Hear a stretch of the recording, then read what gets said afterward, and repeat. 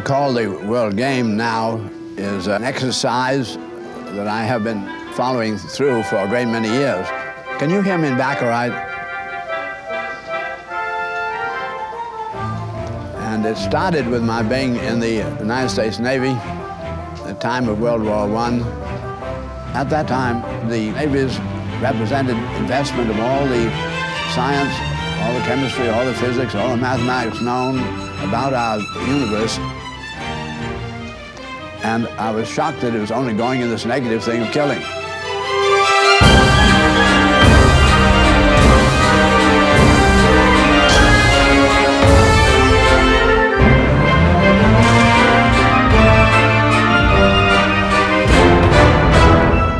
We had this extraordinary technology. Men were not doing anything with that kind of accuracy on the land in relation to trying to make man a success. It became very quickly apparent that the fundamental raison d'etre in all of our statecraft was based on Thomas Malthus. Now, Thomas Malthus was the scientific servant of the masters of the earth at the time. He's the first economist in the history of man to receive the total vital statistics from around the spherical earth. And in 1800, he wrote his first book, which he said apparently man was reproducing himself much more rapidly in producing goods to support himself. Therefore, very sad, but man is supposed to be a failure.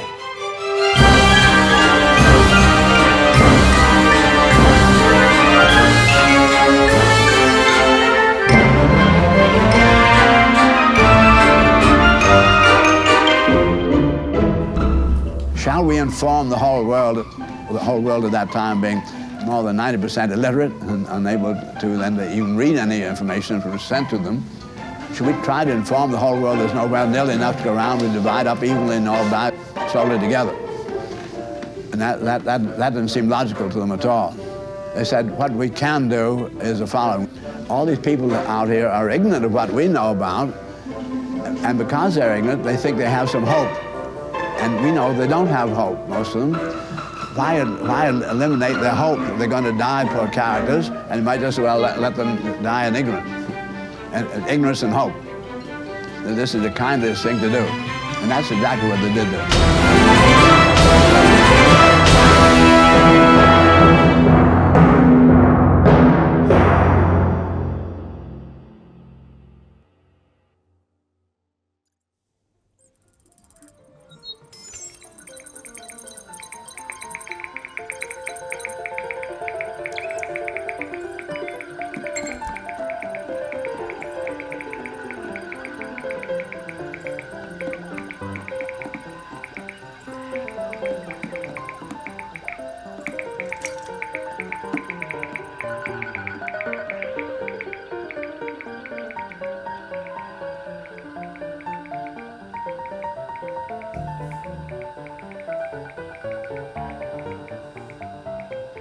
How's it going?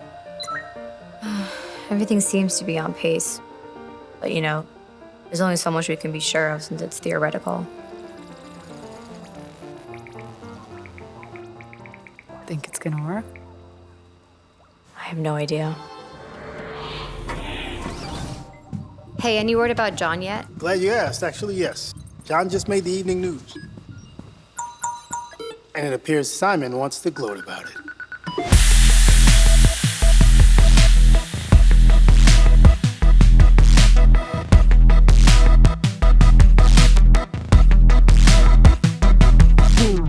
They call themselves Concordia, after the ancient Roman goddess of harmony. The pro-revolution hacktivist group, world famous after a decade of subversion, suffered a major blow this week with the capture of leader John Taylor. Once a high-ranking military engineer, Taylor is being held in an undisclosed location by the UN's Global Security Agency. And with us to discuss is GSA Director General Simon DeVoe. Simon, thanks for being here. My pleasure. So let's step back if you don't mind. Who are these people and how have they operated with such impunity after all these years? Concordia was formed by a group of cyber warfare experts that defected from their military positions around 2050. And in the process, a great deal of classified information and advanced technologies were stolen. What kind of technologies? Mostly communications, cloaking, encryption, surveillance.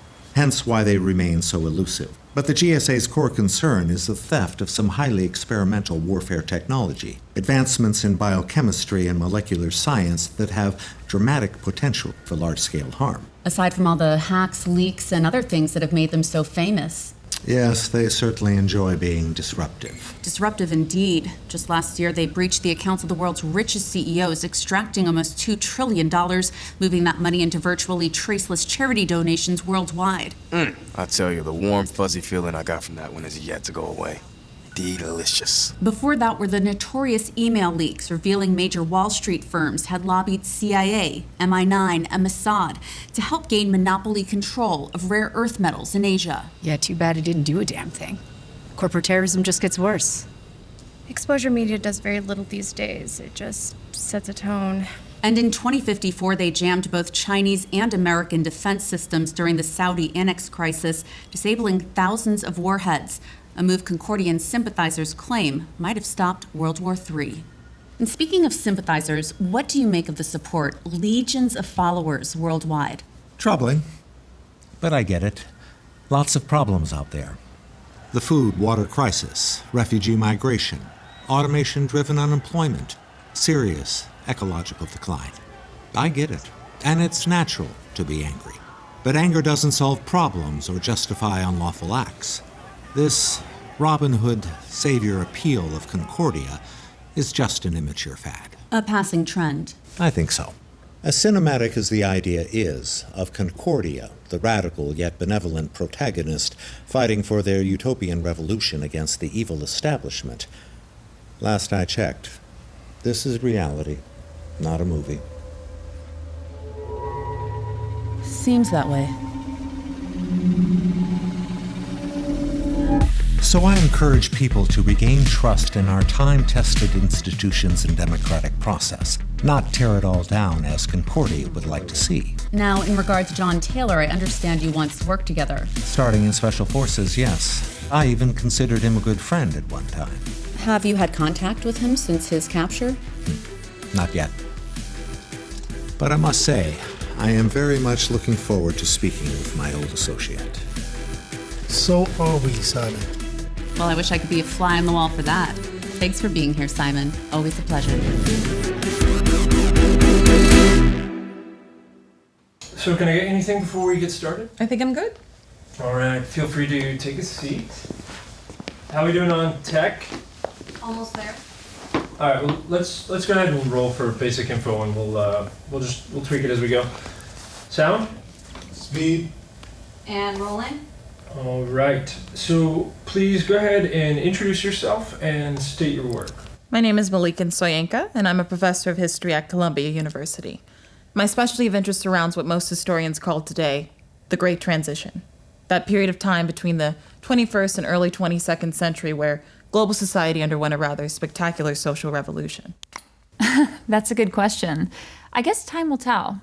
All right, let's inch into this. Please state your name, vocation, and how you found interest in economics. I'm Cynthia Flores, and I received an interdisciplinary degree in systems ecology and economics from the University of Cape Town, where I also now teach. I guess I would start by saying that I can't think of anything more relevant to the character of society than its economic foundation. Hello, I'm Alenia Demir, and I teach epidemiology at the University of Istanbul. Epidemiology is the study of public well-being, or what one could call population-level phenomena, specifically the distribution of physical and mental health across society. With respect to your documentary, I would say the period before the Great Transition likely marked the most unhealthy and unstable period in human history. So am I looking at you or the camera? At me. Got it. Whenever you're ready. I'm Vivian Marcella, and I'm a sociocultural biologist, which simply means I try to better understand the synergies that mold human behavior, and by extension, culture. I joined the Center for Behavioral Studies in Oslo in 2115, and I continue to try to make sense of this lovable mess we call humanity.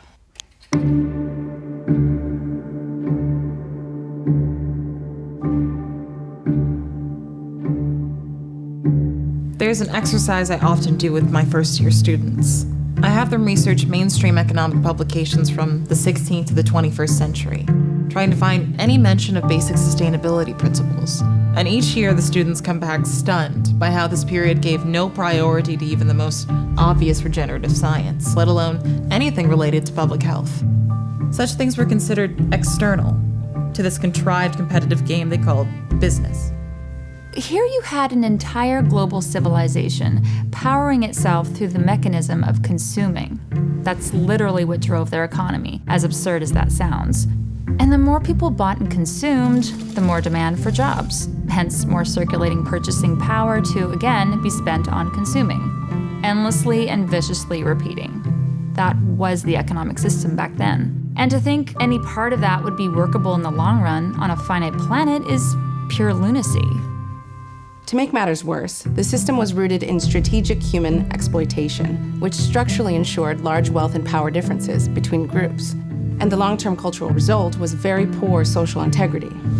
Racism, xenophobia, sexism, and other forms of bigotry were an inevitable side effect of this kind of social system, ultimately rooted in class stratification, otherwise known as socioeconomic inequality. And when you put it all together, you realize a deep social pathology. A pathology that not only severely limited human potential, actually bringing out the worst of our biological and social nature, but one that was blindly pushing civilization toward oblivion due to accelerating ecological decline and systemic human conflict. By the time we reach the 21st century, the consequences of all this weren't subtle. We're talking massive global inequity and poverty, relentless worldwide conflict, endless power abuses and systematic oppression, not to mention the near irreversible decline of all life support systems. And while it seems obvious to us today, you have to understand the kind of indoctrination that occurred back then. The culture was so conditioned by the dominant worldview, they just couldn't recognize the flaws inherent to the structure of their society. So by force of this, they engaged in very superficial activism, centered around political institutions that really were just a parody of themselves. Attempts at social change were deeply fragmented in focus because people's understanding of cause and effect was so shallow. So the whole thing just became a spectacle, an endless blame game between groups. Their so-called democratic process centered not on actual policy, but around these political institutions that seemed to vaguely represent such policy. A true democracy, as we now know, allows for public consensus on actual issues, not the appointment of representatives to make those decisions for them. That's not really democracy at all. That's simply a watered-down version of authoritarianism, voting for kings and queens. And to add insult to injury, because society was rooted in this business system of property and trade, everything was for sale. People loved to argue about moral lines and ethics, but the fact was, politicians, and hence policy, was just another commodity to be bought and sold. So inevitably, those who did end up with true social power were the ones with the most wealth. That wasn't a corruption, that was simply the nature of the system. And needless to say, this business power subculture was certainly the least likely to want to change the very system that had so disproportionately rewarded them.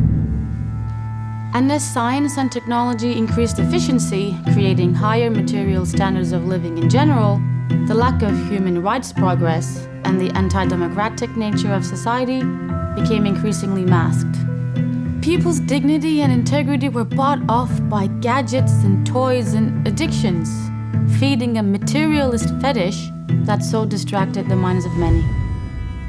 And I often ponder all this, trying to put myself in the shoes of the average person back then, especially in the more affluent and highly unequal regions, such as the United States of America. And it really makes me shudder. People stuck in traffic, piling into these office prisons to push paper around, engaging meaningless occupations that wasted far more energy and wealth than they created, so they can continue buying these things they don't need, elevating their artificial status, and so on. It's like a bad horror movie.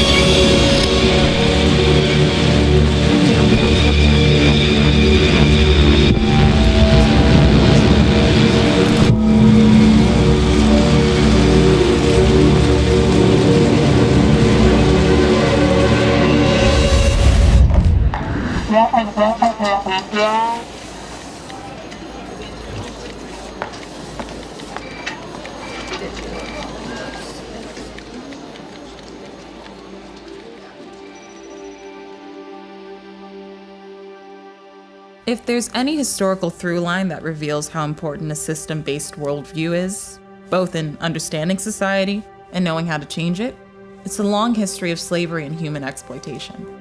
You can't have a society that's based upon hierarchical power and specialized labor, where people are seen as economic tools to be used strategically for another's differential gain, and ever expect high moral integrity. Consider the function of cost efficiency.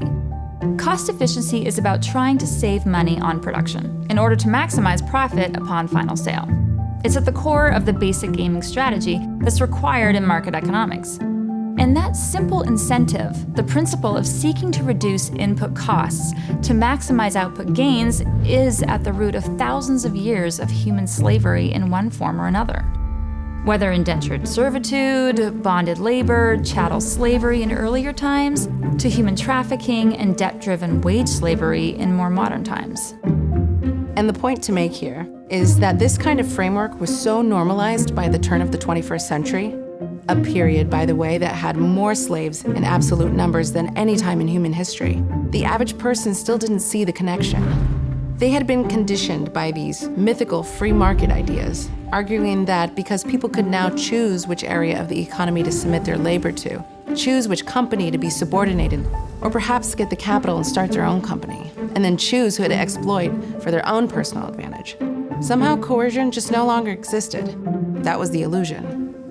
And any advanced technological society that evolves not to organize in an effort to provide basic life support to its citizens, allowing them to pursue their own interests on their own terms, instead structurally forcing everyone to fight with each other for basic survival, for no defendable reason, mind you, is not a free society at all. It's a system of violence and oppression, regardless of how materially wealthy that society may appear. Now, all that said, it's important to consider how people really work.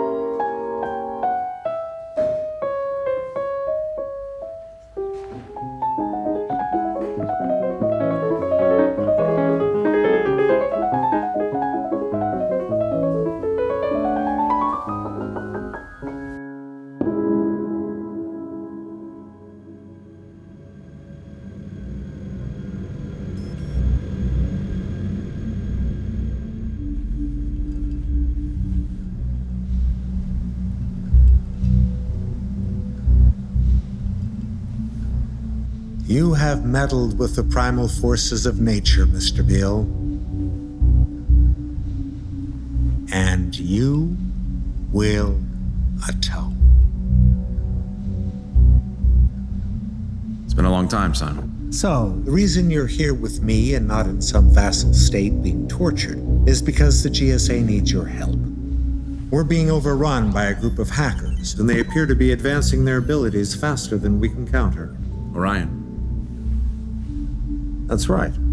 Orion. I've been tracking them for years. Blood-eyed anarchists. They want to return civilization to the Stone Age. We figure if they continue their rate of progress, we only have a few weeks before they breach, taking control of our systems. That'd be bad. Hence our priorities. As aggravating as your little Concordia project has been, you were never this distasteful. You do realize that even if Orion is stopped, another insurgency, likely more malicious, is just around the corner, right? Your point? My point is one way to measure the integrity of a society is by how many outliers it creates. Violent criminals, inner-city gangs, serial killers, mass murderers, terrorists, to now this lovely hacker dystopia you've inspired. You have a systemic problem, Simon, and it's only going to grow. You're looking through the wrong lens, John. And unlike the past, the outliers now have exponentially advancing technology. Some disgruntled kid fashioning a Molotov cocktail years ago can now create weapons of mass destruction, or in this case, weapons of mass disturbance with little more effort. Again, you're looking through the wrong lens. No one ever said the natural course of humanity was going to be pretty. So it's natural for humanity to flirt with its own destruction? And increasingly so? Because that's where all this leads. Since the dawn of civilization, those with the most advanced tools are the ones who set the stage. From the rock, to the sword, to the gun, to the bomb, to AI. A sociological law of nature rooted in our evolutionary psychology. And if this race happens to lead to destruction, well, such is the natural course. Only human conceit assumes otherwise. I see you haven't lost that charming nihilism. Drink. No. And it's not nihilism, John. It's realism. Conflict is what makes the world go round. And whomever wins defines the course.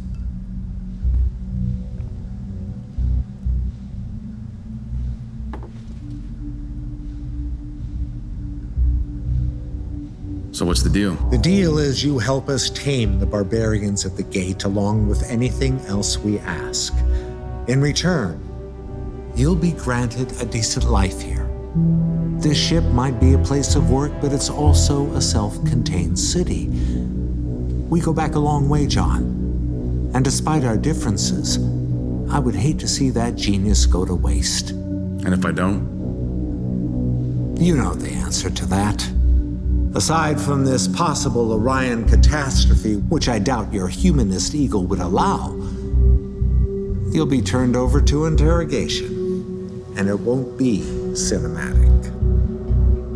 Either way, you're not leaving this ship. Okay, Simon. But I have one condition. I want you to put an end to Program UX-83, otherwise known as the Malthusian Mandate.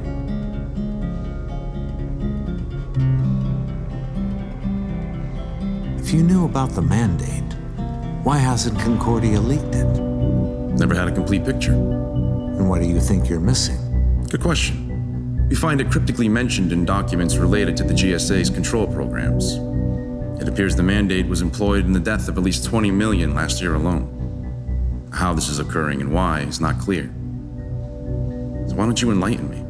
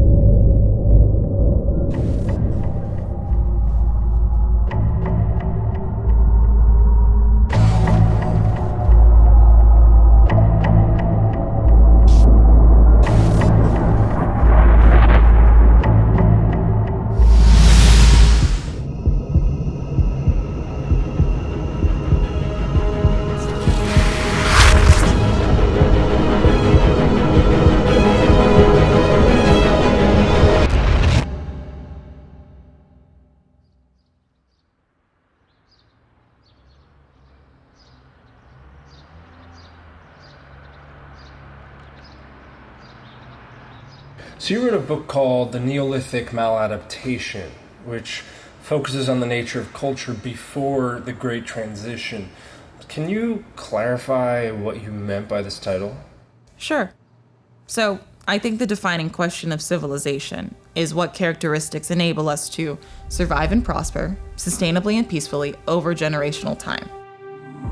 Thousands of years ago, upon the advent of agriculture, the Neolithic Revolution, we found ourselves in a new social arrangement, a new structure, one that would later prove to be highly incompatible. Not only incompatible with the habitat, inherently unsustainable since the economy literally required consumption and growth, but also incompatible with our very social nature. And long story short, humans are simply not meant to exist in an economically stratified society if the expectation is high levels of public health and peaceful coexistence. It's always interesting to review the work of mainstream scientists at the turn of the 21st century, as they desperately try to convince themselves that a competitive, exploitative, vainly status-seeking mindset was an inalterable expression of human nature. When the fact is, our genes, our biology, and how the environment interacts with our evolved selves allows for a vast range of orientations with narrow self-interest, greed, merely part of that range. If we've proven to be anything, it's adaptable. There's certainly no blank slate. We're not infinitely malleable. But it has been grossly underestimated historically just how wide our range of adaptive potential really is. And what most determines which behavioral traits will define a society's culture is its social structure. Or more specifically, that structure's economic basis, the method by which we must survive. If that structure rewards competition, dominance, and narrow self-interest, then the culture will predominantly express those values. If it rewards collaboration, empathy, and pro-social concern, the resulting culture will predominantly express those values. For the majority of human history, before the advent of agriculture, we lived in non-hierarchical, non-competitive social arrangements. Why? Because the economic basis of survival actually incentivized sharing and collaboration and not the opposite. So, what I mean by maladaptation is while humanity did successfully adapt to the survival requisites born from the Neolithic Revolution, the resulting social structure, the system that became codified, proved maladapted. The economic system was simply incompatible with what was required for humanity to be sustainable in the long term, failing our need to integrate properly with the ecosystem, while limiting our ability to coexist peacefully with each other. And by the time of the Industrial Revolution in the 19th century, these flaws were rapidly coming to the surface. Conditions had changed, and if it wasn't for our dramatic transformation to break out of that system, there is little question. Society would have seen total ecological collapse combined with catastrophic global war. So, it must be difficult to look back at that time, given what we know now. It seems like things should have changed much sooner, right? Sure. But it reveals that as much as we'd like to believe we're rational, objective beings, we're actually bound by deep social vulnerability. We are social beings first, and intellectual beings second. What you see back then is a kind of mass hypnosis that paralyzed society, keeping people short-sighted and fearful, prone to conform to the values and practices of those who happen to be winning in the contrived economic game. One glance at the media from back then gives it all away. Status posturing, people obsessed with appearing affluent, accomplished, loved, famous, beautiful, all a kind of pathological emulation of those of high socioeconomic status, billionaires, celebrities. As one notable philosopher stated long ago, it is no measure of health to be well-adjusted to a profoundly sick society. So, once again, it all begs the question, what actually defines success in the human condition? What kind of culture is most optimized to sustain itself over time, while of course being happy and stable? And while there's plenty to learn, we do know what doesn't define it. The excessive, materialistic wealth and status-driven neurosis, so characteristic back then, has literally zero positive relationship to long-term species sustainability and optimized public health. In short, the values were dead wrong. And not to sound mean, but if I were to resort to derisive status labeling common to that period of time, there's no question that the greatest failures were the ones who owned mansions, drove overpriced cars, were luxury jewelry, maintained extremely lucrative yet completely meaningless occupations, while hoarding great wealth. What kind of sad, insecure creature needs to flaunt such excess, clearly signaling opposition to other people's well-being? True success is reinforcing harmony, balance. The goal is not necessarily to become something, but to find out who and what you truly are, and how you fit inside the ecosystem of nature that gave birth to you. The most successful people, the true winners, are never the ones striving for celebrity and material excess. They are the humble minimalists, valuing how they can contribute to the well-being and health of everything, realizing the world as one system. And the more they optimize that contribution, the more truly successful they actually become. When I look back on all this, I think what I find most tragic is the spiritual loss of the individual. How people were fundamentally alienated from themselves, their identities hijacked by competitive insecurity, trying to conform to some acceptable profile that would serve their advantage best.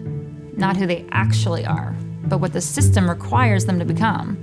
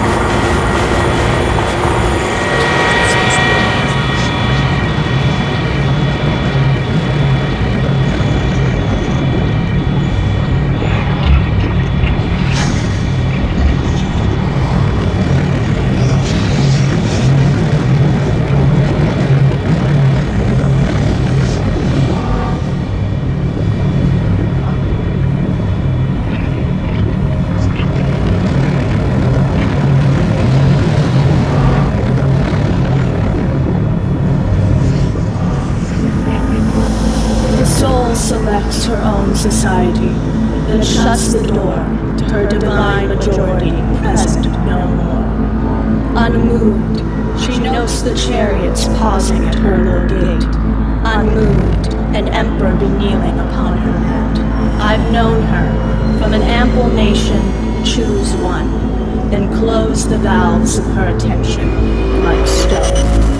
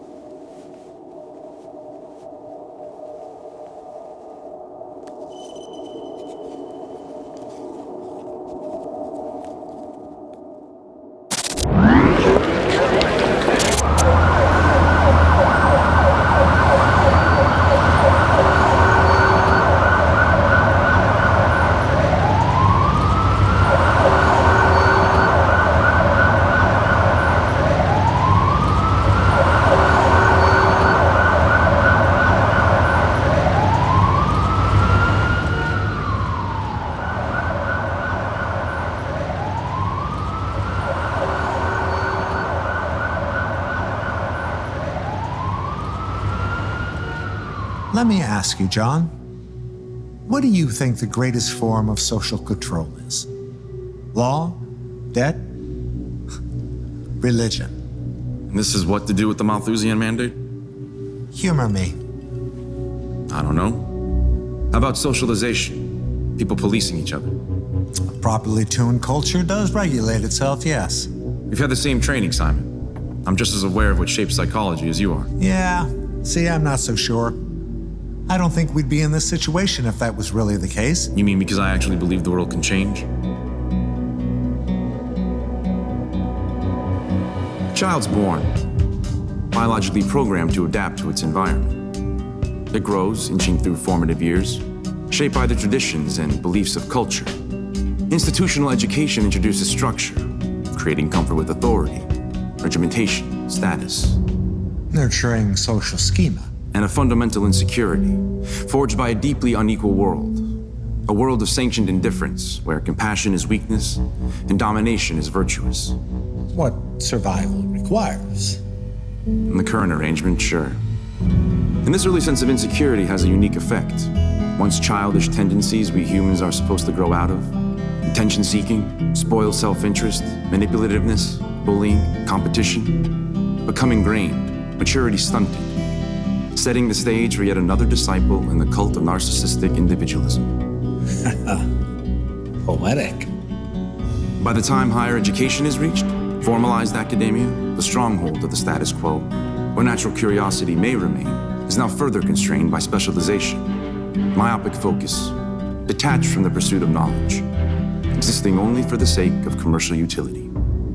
To define their product. And ultimately their identity, becoming little more than yet another agent of trade, a civilization reduced to the goal of endless striving, to sell something to someone else. The world is a business, Mr. Beale. And so the cog turns. Well, in those fleeting moments, economic stress does subside. When the shackles do come off, existential turbulence blooms as they desperately search for some kind of deeper meaning in the daily grind. In this emotional void, this state of loss leads to pathological escapism. Distraction and self-medication become the hobby.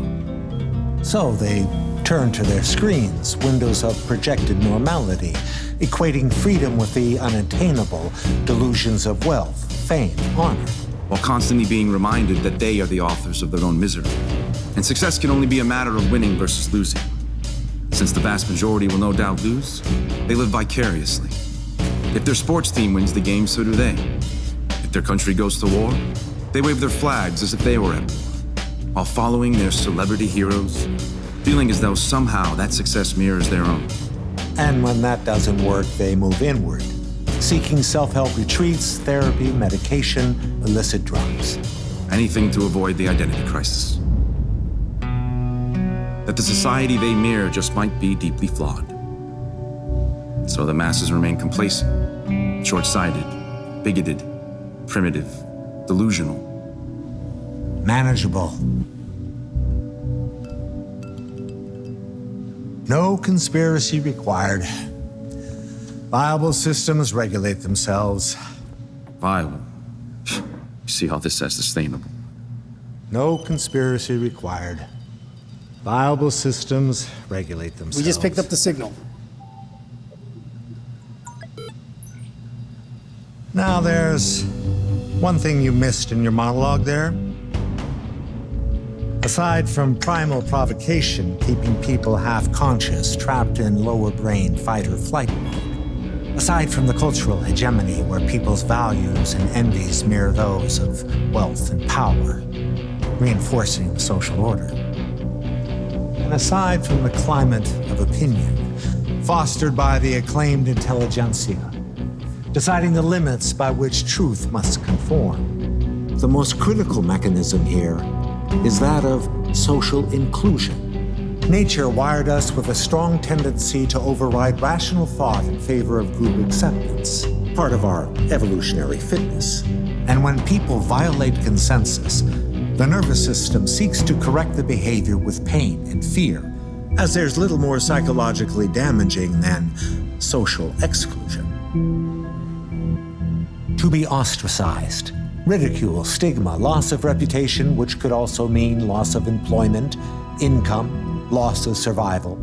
Yet there's a long history of people who have moved against that tendency. A long history of very few people who inevitably turn into mere righteous symbols put on t-shirts rather than forces of revolution. So this Orion problem of yours isn't indicative of anything? Orion appears to be a fringe group of extremists with no public support. This is about normative culture. And my point, John, is that given our social nature, the stronger force here is not on the side of reason, it's on the side of inclusion and conformity.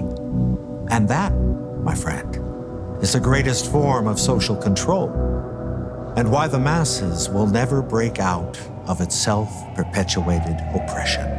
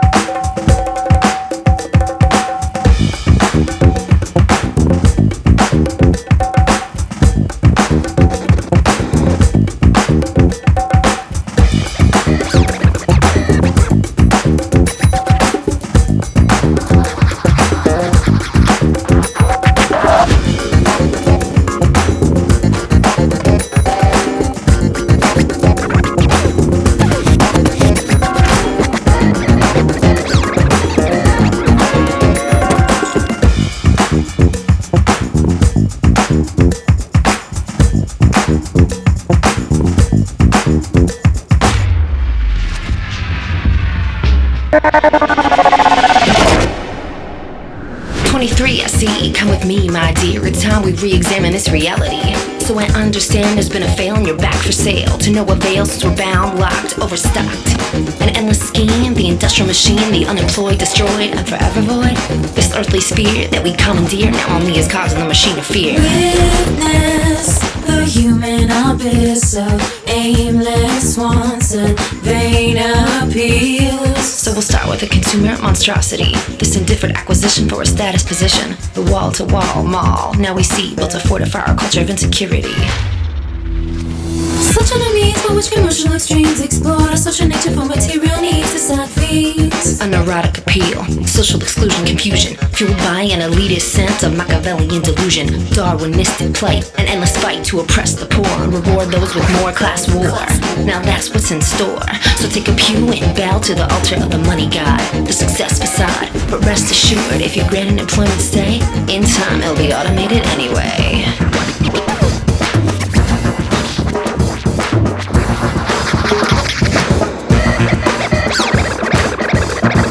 You ready? Welcome to the freak show, baby. This is what it is. You aren't more than property here, dear.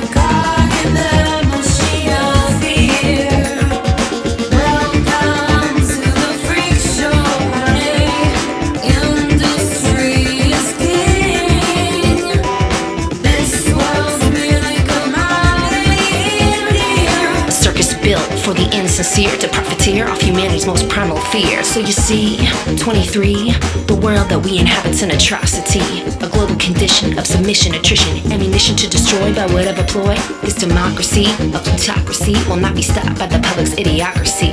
So pick a complacent face and submit yourself as an inferior race, kicking it up to the higher class that has amassed wealth beyond the brutally vast as a debt with toll mounts for all to see, the slow motion genocide known as inequality. So welcome to the freak show, honey. The society beset by the capitalist threat, and the cast is currently stocked, but we'll let you know if we need another floor to be mopped.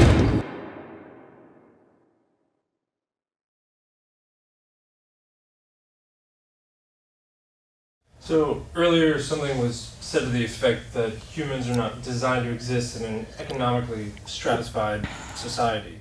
So to speak, yes.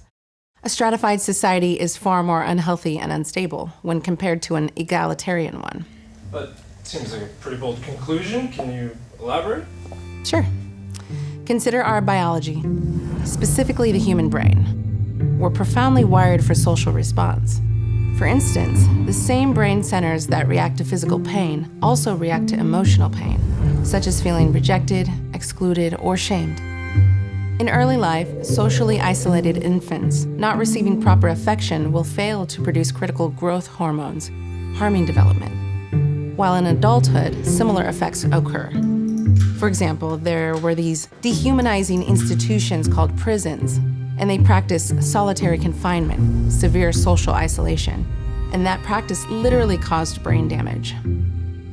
Now, what do these examples have in common? They are negative responses to social-related stress. And when you review the past 200 years of epidemiological study on the issue, you realize that an economically stratified society is one of the most toxically stressful conditions you could ever impose upon the human species. We've all learned about the horrors of abject poverty, a condition that affected 1 billion people at the turn of the 21st century, causing literally millions of deaths each year. But the negative effects of economic stratification aren't limited to the distinctly poor. Inequality harms just about everyone, a kind of social pollution. And the lower one finds themselves on the stratified ladder, the worse their health becomes on average. Consider a lower-class mother, working 2 jobs, in debt, can't afford a car, living paycheck to paycheck, while trying to take care of her young child. They may not be homeless, starving, or even poor by legal standards, but every day is still a battle to make ends meet. This is known as relative poverty, or more formally, low socioeconomic status. And a defining characteristic of this condition on average is high psychosocial stress, meaning stress related to social factors. This stress includes not only feelings of general insecurity, such as worrying about paying your bills, affording your child's next doctor visit, or losing your job, but also the stress of social status itself, how one feels about themselves compared to others. And while that particular aspect may seem trivial, the fact is, our brains have evolved to react in profoundly specific ways when it comes to how we think others see us. We have an acute sensitivity to our perceived social status. In other words, it's not just about the stress of endless worry and the technical difficulty of being poor that's toxic. It's equally, if not more, about the stress of feeling poor. For example, studies have shown if you take people with the same equal access to free healthcare controlling for lifestyle factors, you will still see, as you inch down the ladder of income and wealth, people's health getting progressively worse on average. The lower they are in the class hierarchy, the sicker they become. One mechanism for this is that high psychological stress leads to a state of chronic inflammation and what's called an allostatic overload. Allostasis means your body's trying to recover from something, working to return to a more balanced state, but it can't. And this causes the body and the mind to wear down rapidly. Living in relative poverty in all its day-to-day insecurity and feelings of low self-worth keeps people psychologically locked in a stressful state, ravaging mental and physical health. Consider heart disease. Low socioeconomic status creates a 50% greater chance of its development. And not just because people may have poor lifestyle habits, but due to psychosocial stress itself, which increases the hormone cortisol, damaging arteries, fostering strokes and heart attacks. Low socioeconomic status is a heart disease risk factor on its own, similar for diabetes and cancer, with far higher rates for those relatively poor. As one study put it, poverty itself is a carcinogen. And given that heart disease, diabetes, and cancer were some of the leading causes of death in that highly unequal global society of the early 21st century, these facts help explain why lifespan gaps between the rich and the poor were shockingly wide, ranging from 15 to 40 years depending on region. And then you have mental health. Low socioeconomic status fuels much higher instances of depression, anxiety disorders, schizophrenia, suicide, not to mention violence, including child abuse. The condition of poverty was found to be the leading predictor of child abuse, which is particularly troubling since such abuse often leads to adult disorders such as addictions, antisocial behavior, immune system problems, cognitive impairment. In fact, it was found that children simply living in the condition of poverty correlated to large decreases in IQ, decreased brain development, and worse overall health throughout the life cycle. Personally, I would argue that if child abuse is about negligence and harm, any society that tolerates the existence of poverty, when it has the means to end it, is a society that is fundamentally abusive to children. Now, as far as behavioral violence in general, it's no surprise the pre-transition period was saturated in it. The emotional pathogen behind most acts of violence is shame, and inequality produces shame like a finely tuned machine. Shootings, gang violence, terrorism, domestic violence, all highly correlated to inequality, like a toxic cloud hovering over civilization. The more economically unequal a society, the more violent it tended to be on average. And that goes for most everything in terms of negative public health outcomes. With higher incidences of disease, crime, obesity, infant mortality, homicides, teen birth, mental illness, poor education, conflict, domestic abuse, illiteracy, suicide, premature mortality, overall mistrust, and much more. There is no viable defense of its existence on any level, and it's certainly not representative of a fixed human nature. Humans are basically allergic to socioeconomic stratification.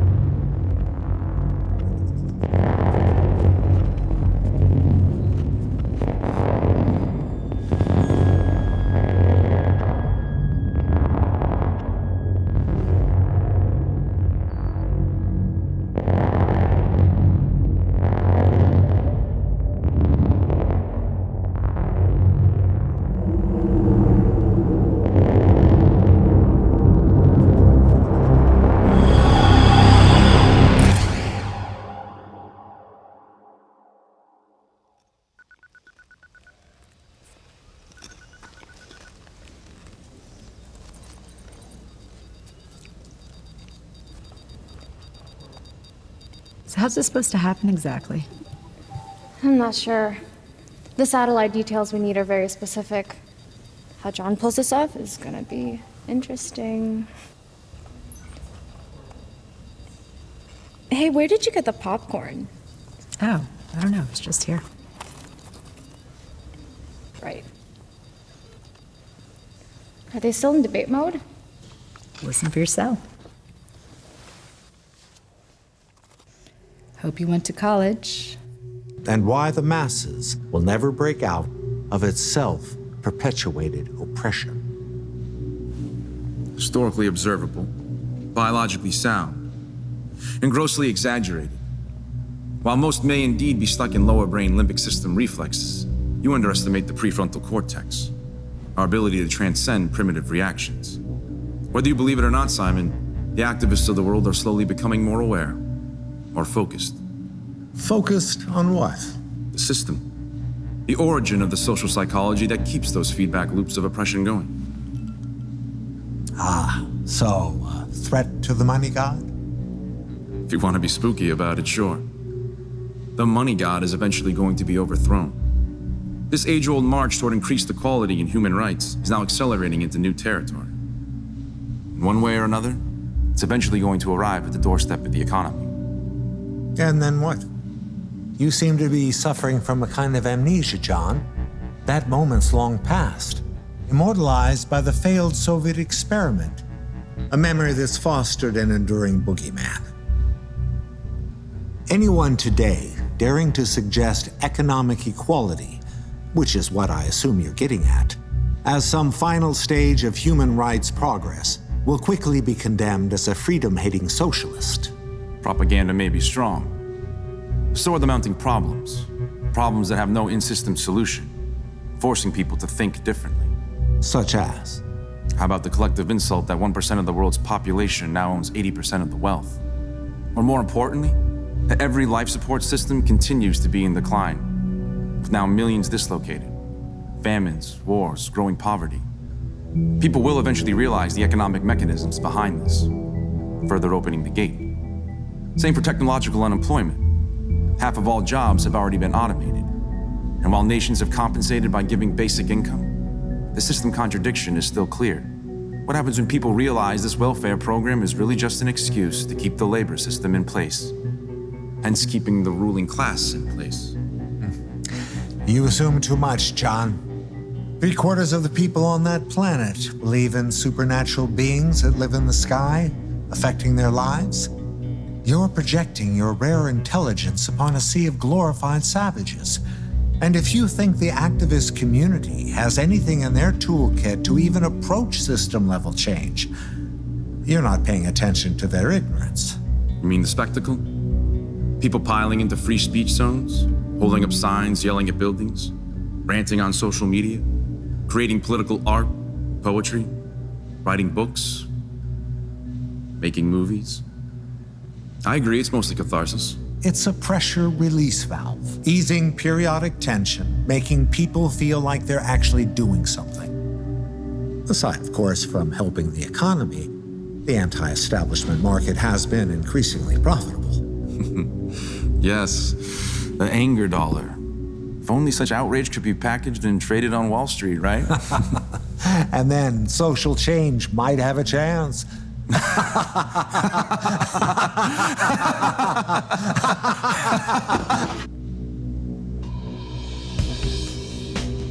But catharsis aside, John, the real issue is hope.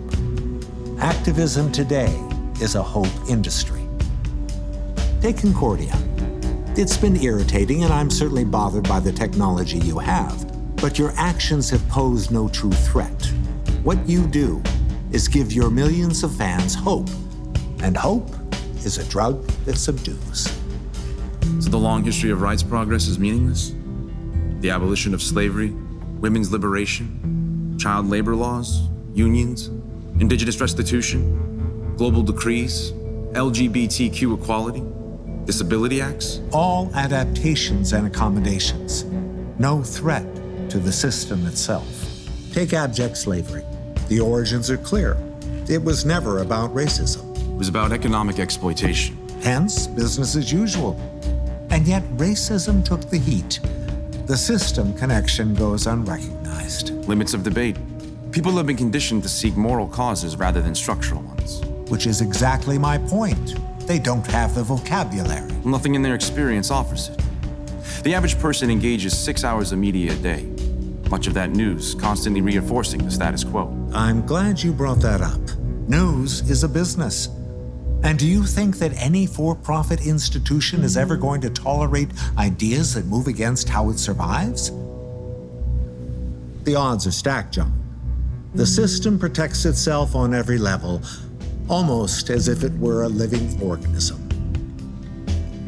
But, for argument's sake, let's assume a formidable movement existed, a united front to change the social structure.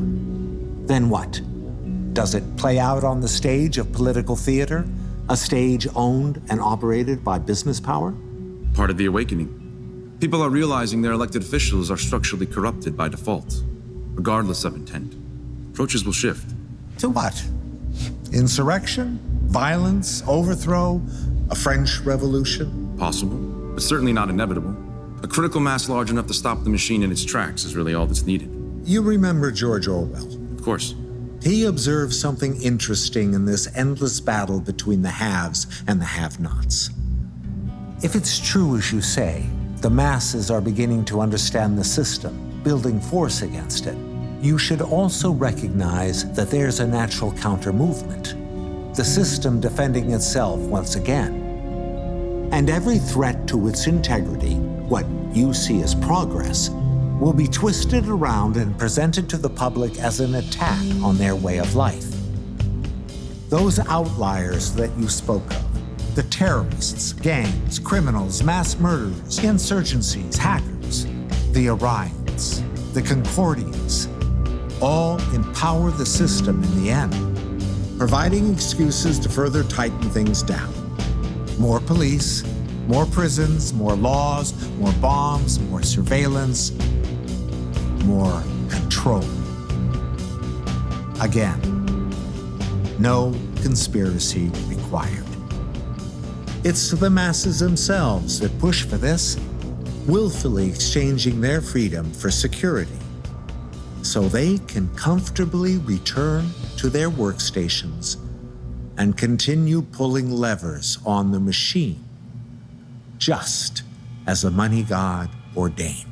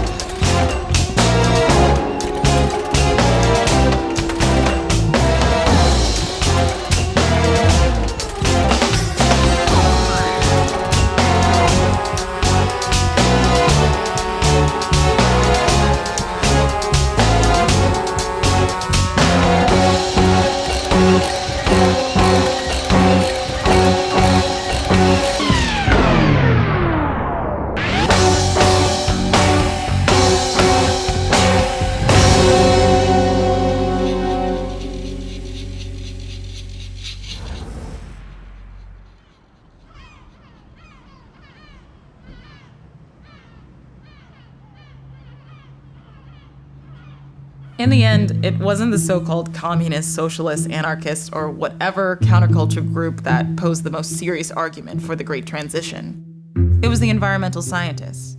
One could debate the ins and outs of morality, public health, and human rights. But if the habitat goes, all that becomes moot. And at the turn of the 21st century, our ecological negligence was pretty embarrassing. With great inefficiency, we were using far more resources each year than the planet produced, had destroyed vast realms of biodiversity, polluted the air, the soil, the water, not only destabilizing the entire global ecosystem, but by extension, society itself. The most common question I get when teaching this history is, how is it even possible things could get so bad? How could everyone just keep blindly pulling levers on that destructive economic machine and not see what was happening? And it comes down to a kind of faith-based conditioning, a religious pathology taking the form of mass economic behavior. The doctrine was that of universal scarcity. People had been taught to believe that at no time, under no circumstance, can economic balance exist. The very idea an economy could be organized to efficiently provide for everyone, while also being in balance with the habitat, was a sacrilegious taboo. The cult of scarcity and consumption wasn't having it. They considered it utopian thinking, supporting the myth that people had infinite wants and were acquisitively insatiable. Hence, the poor had to exist. And if anything was a problem, it must be population, not the system. That was the prevailing dogma. There must be too many people. You can't have ecological balance in a system that requires constant consumer activity to work.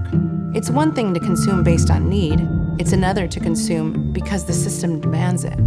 And the market system of economics needed constant turnover of goods to keep and create jobs, providing workers, which of course were also consumers, with income, to spend back into the system, endlessly repeating the cycle of cyclical consumption. If it didn't repeat fast enough or slowed, the economy contracted. Purchasing power wasn't circulating, and the society proceeded to shut down. A very unique historical moment occurred in the early 20th century, when it was realized that technology was now creating a goods surplus, and great confusion ensued. The problem was this newfound productive efficiency was not being met by people buying more stuff. So two competing perspectives emerged. On one side, you had idealists envisioning a new era. If we can produce an overall goods surplus, why not lower the costs of goods, respectively, reducing work hours and increase pay in proportion? So you could now have, say, a person working only 2 days a week without losing their standard of living, since the market value of labor and goods adjusted to compensate for the increased efficiency. This logic makes perfect sense when it comes to the basic principle of supply and demand. Suddenly people have more free time, not buried in debt. They can enrich their social life, family life, and pursue the things that have true meaning. Well, that's not the way it played out, nor would it ever. Which brings us to the system-level perspective, since the system itself simply isn't designed inherently for steady state equilibrium. Market economics is predicated on a more is better ethic. To be competitive in the quest for market share, that's what's incentivized. More growth, more sales, more employees, more capital accumulation, more profit, constant expansion. So what happened was to be expected, fortifying a new industry, commercial advertising. What was once a simple media service notifying people of new goods they may need turned into a powerful form of manipulative propaganda. In the later stages, companies spent more money on advertising than they did on research and development. What advertising does is abuse our social nature by making people feel like they're missing out. They're not good enough without this, they're lower in status without that. They feel excluded from others if they don't own something. And as pathetic as all that sounds, it had a profound effect on society, with everyone keeping up with the Joneses, and a hideous feedback loop. And the result, as industrial productivity still continued to rise, people worked more than ever, had less free time, were in staggering amounts of debt, and arguably had a lower standard of living when you actually account for human happiness and the level of stress people endured, all to keep the economic machine moving. One thing that's really interesting in all this is that the economic system back then embraced a fantastic paradox. So here you had a model, that defended itself by the assumption of universal scarcity, forcing competition, oppression, exploitation, poverty, and so on, while at the same time, the entire machine needed infinite consumption to work. Think about that for a moment.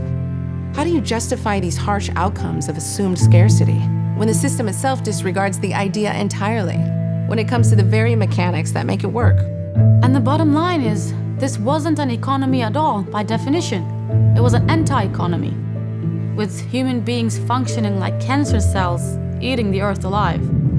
In systems theory, this is known as a positive feedback loop. Don't let that word positive confuse you, as there's nothing positive about it. It means there's nothing working to balance system behavior to its regulatory environment. That environment, in the case of economics, is a finite planet with a delicate ecosystem. If respect for scarcity was taken seriously, the goal would be to focus on efficiency, working to reduce resource use, reduce waste in the process of meeting human needs. Manifesting, of course, a culture that's mature enough to understand the boundaries of its own existence. Truly positive economic metrics are the opposite of what was sought back then. Degrowth, so to speak, would be the goal. Doing more with less and needing less. People would go on TV to give an economic report and say something like, "Great metrics for the economy this month. We reduced our use of energy and raw materials by another 3%, lowering sales once again with less need for human employment, increasing overall efficiency by a factor of 2. We continue to be in homeostatic balance with the planet for yet another year, and humanity has more free time than ever." Here's Tom with the weather. Well, it's clear skies across the hemispheres. The Amazon rainforest isn't on fire. We aren't clogging the atmosphere with CO2, and we haven't seen swarms of refugees cascading across continents in search of food for some time. And the fog of billionaire douchebaggery seems to have cleared a bit. We do expect some precipitation, adding to our already abundant fresh water supply, further improving topsoil, while global abundance measures has everyone sitting pretty for the foreseeable future. Yeah, you would never hear anything like that. Instead, the opposite. Some dickhead PhD Ivy League market economist religious fanatic who literally has no clue what the word economy even means would come on and say, "Quarterly earnings were down last month in most sectors as GDP slows. We're seeing an increase in unemployment due to the contraction, but hopefully the coming Christmas season will spark new consumer demand, while it's anticipated that the central bank will lower interest rates and buy more bonds to increase liquidity to ease the credit crunch. Hopefully, this will improve consumer confidence, inspiring investors to reallocate capital into da-da-da-da-da-da-da." Translated, this means we need you people to take on more loans, go into more debt, to buy more things, to create more jobs, so we can sell more things and use more of the Earth's resources. If we're lucky, industry will improve on shortening good lifespans through planned obsolescence, make things impossible to repair. Hopefully more single-use goods will become the norm, so people can buy and throw away at an ever-increasing rate, keeping this shit show going.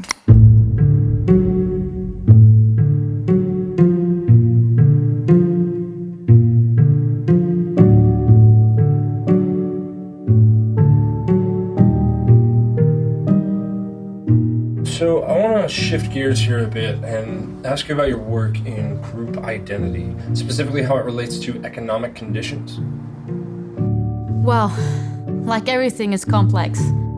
As we talked about earlier, our social nature can get the best of us, and we have some interesting evolutionary wiring when it comes to groups. Us and them, in-groups and out-groups, and perhaps what's most unique is what defines an us and what defines a them is subjective and culturally dependent. If you grow up only being exposed to people who look like you, and then you're exposed to those that don't, your brain tends to fire with apprehension. But the same thing also occurs with something even more trivial, like baseball caps.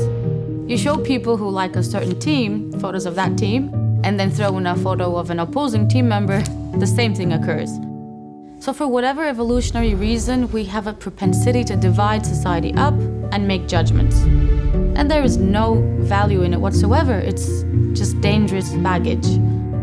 And before the Great Transition, because the economy was fundamentally divisive due to its competitive nature, bigotry and group oppression was a huge problem. So you have the human species developing in pockets around the world with different environmental exposures, not only shaping appearance, such as color of skin, but also setting in motion cultural differences. And as these groups began to mix, it got very messy, which is why you see, especially by the 20th century, strong social movements by people trying to stop group oppression, at least on the legal and political level.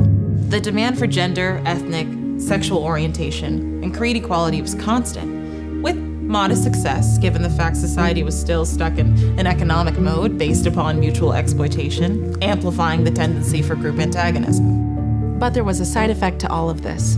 Rather than seeking equality to neutralize the group identity problem, many chose to embrace it. They took what was an artificial construct imposed upon them and defined themselves by it. For example, someone descended from the African slave trade in America is only a black person via the construct of being called so.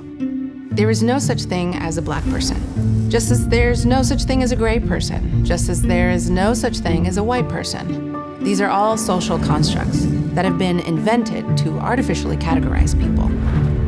And the same applies to culture.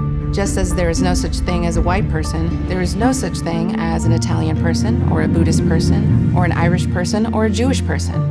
It is one thing to have a valued practice, meditation, or sense of philosophy that inspires you and educates you. History is rich with beautiful traditions across many belief systems.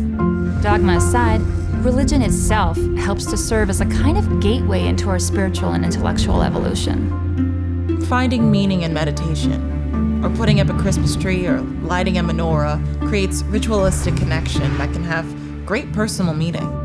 But engaging Buddhist practice doesn't make you Buddhist. Being born from a bloodline in Italy doesn't mean you're an Italian, and going to church doesn't mean you're Christian. The moment you go from a person that enjoys the practice of something to saying, I am this or that, is the moment you draw dangerous lines through the species. Taking such pride in your ethnic, religious, or regional background creates an identity with the group by label, and it is fundamentally elitist and bigoted by nature. There is only one race, the human race, and within the confines of that fact, to separate yourself any further leads to absolutely nothing positive.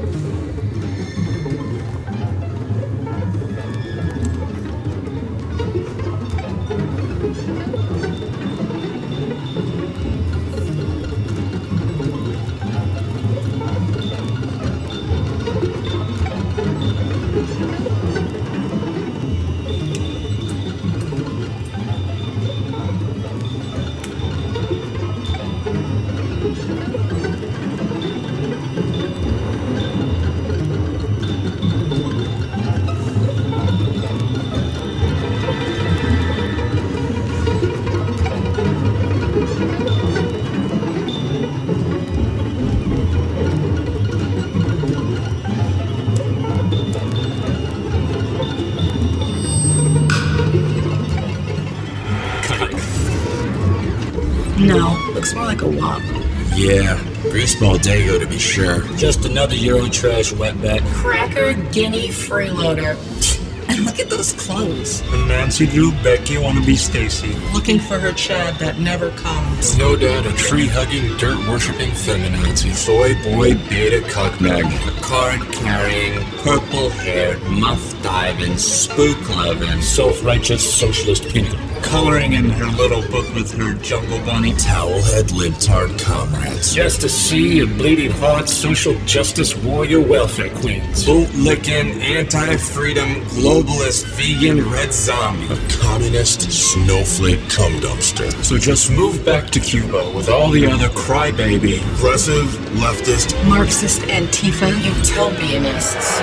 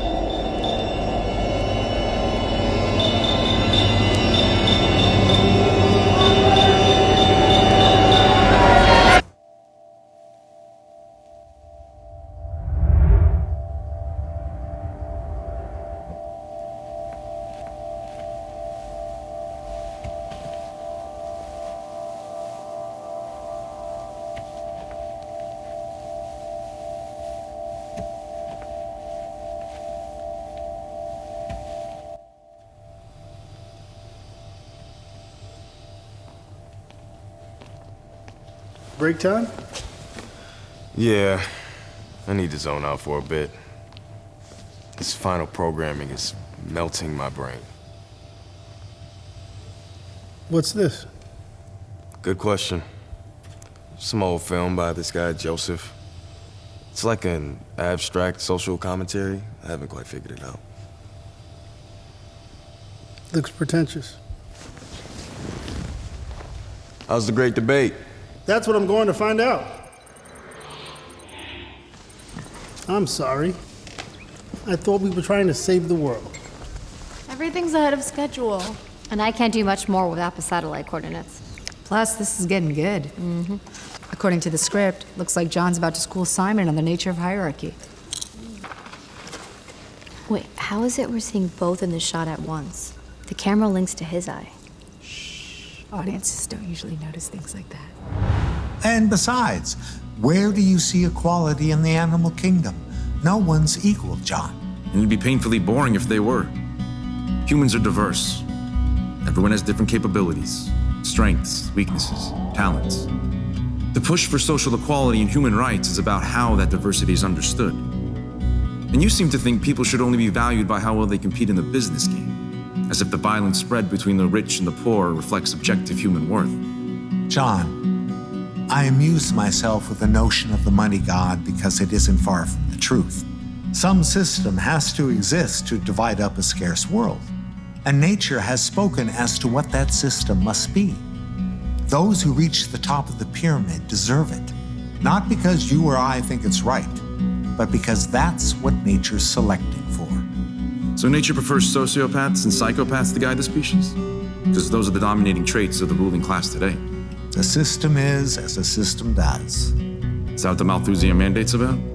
To then select out the poor and weak? We'll get to the mandate in a moment. I'm still bothered by your denial of the fact our social system reflects our true biological nature. And if this revolution you speak of did magically occur, it would just be a matter of time before the innate compulsion toward social dominance prevailed yet again. Deep down, John, the slaves don't want to be free. They want to be slave owners. Nice one. Too bad history paints a different picture. Power hierarchies have remained constant throughout recorded civilization. For perhaps the last 12,000 years, sure. You know as well as I do, before the discovery of agriculture, there was no such thing.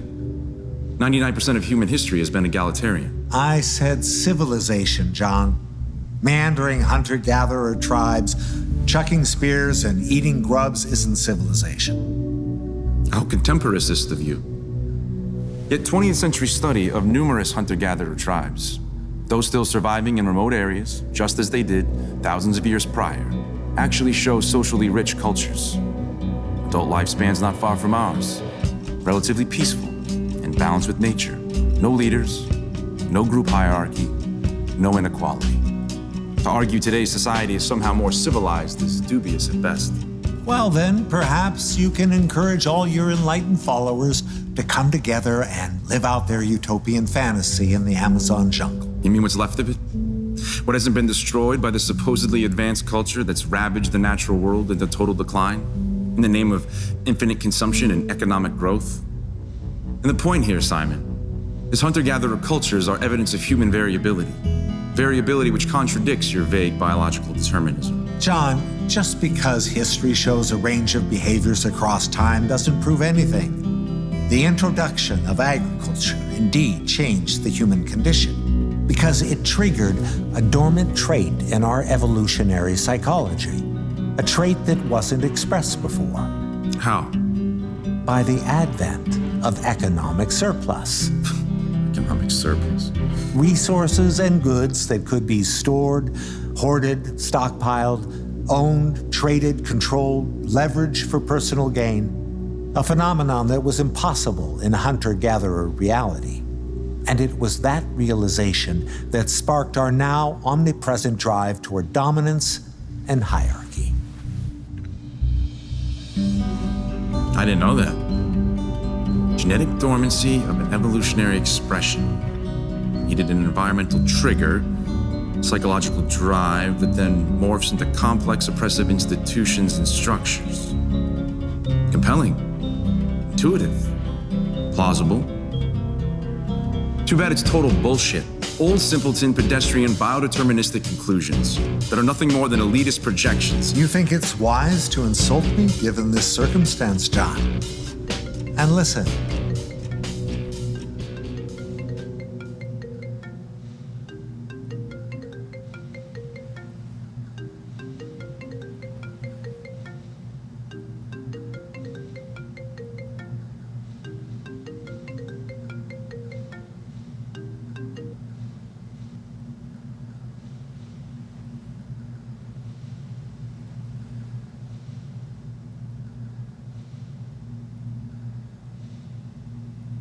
Agriculture did change everything, but not because of some once dormant psychological drive magically triggered by economic surplus. It was about what such a society technically required, dramatically shifting incentives and the very nature of human relationships.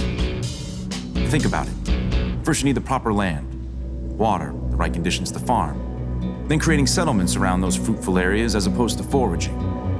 And since land quality varies, some settlements will prosper due to their geography, and some will falter.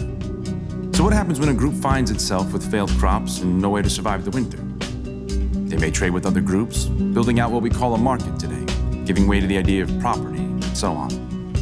Or if they have nothing to trade, desperate, they may invade. They may steal, compete, establishing the need for protection, laws, armies, the state institution itself. At the same time, people begin to notice the imbalance and power of this new propertied reality, rationalizing the hoarding of wealth for the sake of future security. Hence the birth of inequity, poverty, socioeconomic class. Simon, every major structural aspect of society today, from ownership to trade, to nation states, to institutional warfare, to the competitive ethic, to vast economic inequality and power hierarchy, was predictable. Snowballing ever since.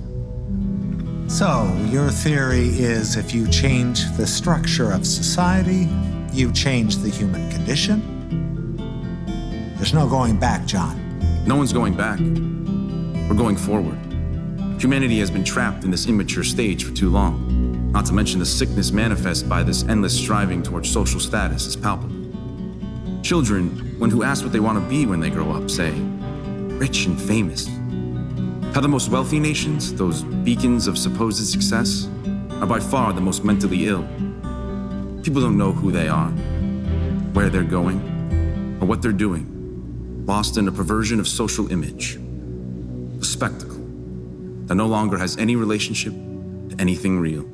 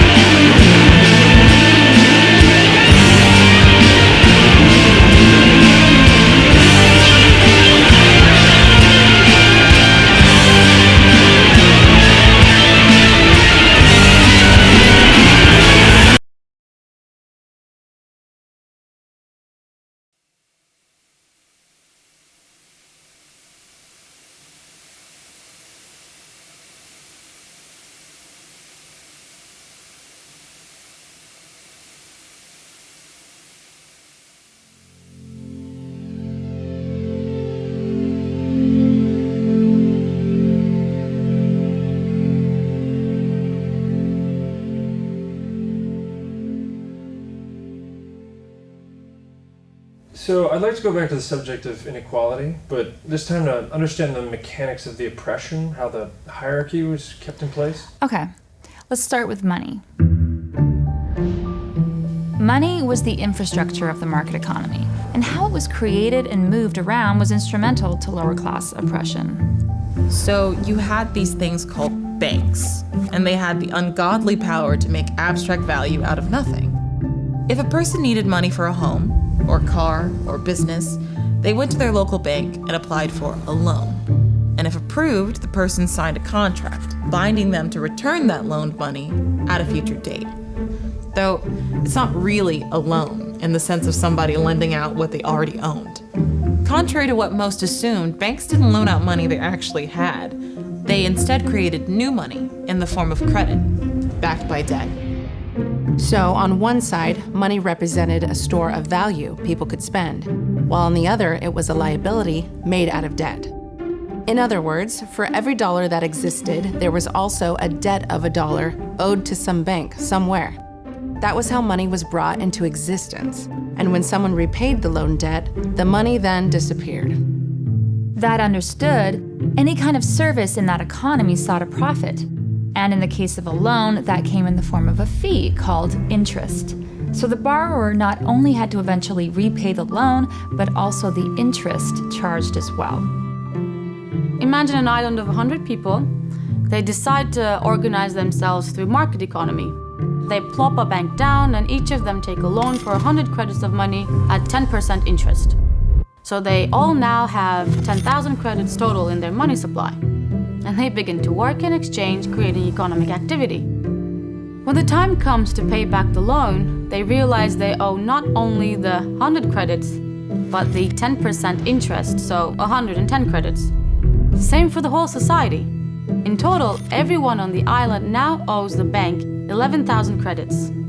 But yet, only 10,000 actually exists in the money supply. There is now more debt owed than money in existence, due to the interest charged. So 3 things can happen. 1, those short can take on more loans to temporarily cover the old ones, postponing the problem. 2, people could ramp up competitive trade, increasing economic activity to try to get enough from others to cover the debt, displacing the debt responsibility like a game of musical chairs. Or 3, the bank comes in and takes real property to compensate for the outstanding debt, which is inevitably what happens somewhere down the line anyway. Wait, that can't be right. That would just be a system of organized theft. Yes. Banks were vehicles of creation on one side, and a system of organized theft and class oppression on the other.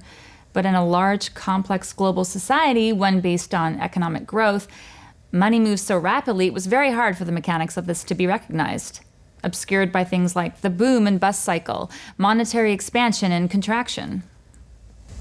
Please continue. So back to our island again. But this time, for the sake of simplicity, let's remove the interest fee from the equation and focus only on the outcomes of competitive trade itself. So the 10,000 credits of money has been moving around through trade, labor, investment, starting businesses, hiring employees, and as is inevitable to the game, some businesses will outperform, winning disproportionate income, while others will fall behind, losing income.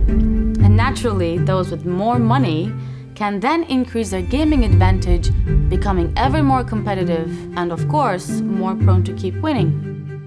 As the old adage went, the rich get richer and the poor get poorer. A small business with limited means simply can't compete with a larger one that can outperform them in the same service due to having more resources to work with. So on our island, we see an inevitable point in time where, say, 10% of that population managed to acquire 90% of the island's wealth, while the other 90% of the population now has only 10%. By the way, this isn't some arbitrary assumption. This can be modeled mathematically. The dynamics of mass competitive trade in any society always moves toward disequilibrium. So back to my point. When you put this together, a displaced debt burden and the application of interest, you can begin to see the insidiousness.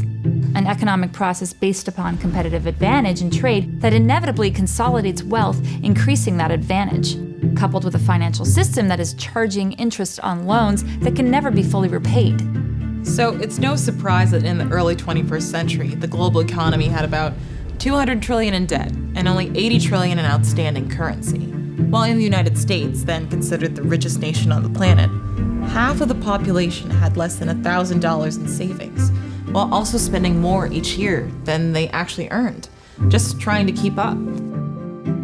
While on the global level, nearly 50% of the population lived in poverty on less than $5.50 a day, as roughly 30 individuals, yes, 30, owned more wealth than the bottom half, 3.6 billion. Now, there are plenty of other intermittent things that contribute to this disparity. Offshore tax havens for the rich, the mythology of trickle-down economics where government favors business over the public's well-being, gaming strategies to restrict the power of unions and keep wages low, various shenanigans related to this thing called the stock market. But the financial system and its use of debt is really the foundation of it all. Wow. You would expect riots in the street if people really understood that. Well, there eventually were, but again, at the time, people just couldn't see it. But note, it wasn't until the complete abolition of debt on all levels that human slavery finally ended on this planet. Speaking of awareness, I'd like to talk a little about how the awakening started. I know Concordia was instrumental to technical change later on, but what about before that, perhaps starting in the 20th century? Well, it's sporadic. The largest move against this system was the Bolshevik Revolution in Russia, inspired by a man named Karl Marx. That brought about the Soviet Union, which existed for a couple decades.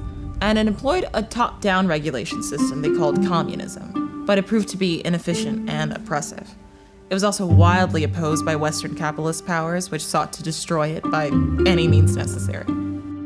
Criticism was generally infused with civil rights movements. For example, Mahatma Gandhi, who helped liberate India from colonial rule, was notably against the system, recognizing its creation of poverty, once saying that poverty was the worst form of violence.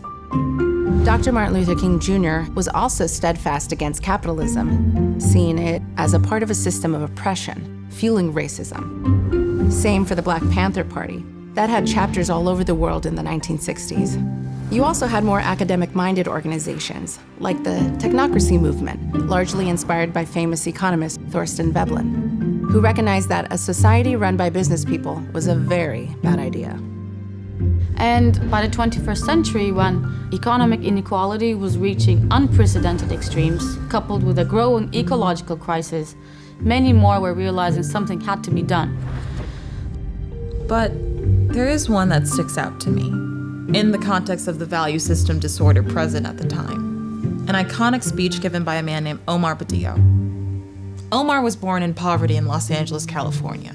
And as a young man, he just happened to win the largest state lottery ever in 2037. And he decided to use that money to solve the vast homeless crisis in his hometown. He funded nonprofits, established housing, treatment centers, not only getting people off the streets, but really helping them recover and acclimate, something that hadn't been done before. And they gave him a Nobel Peace Prize for it.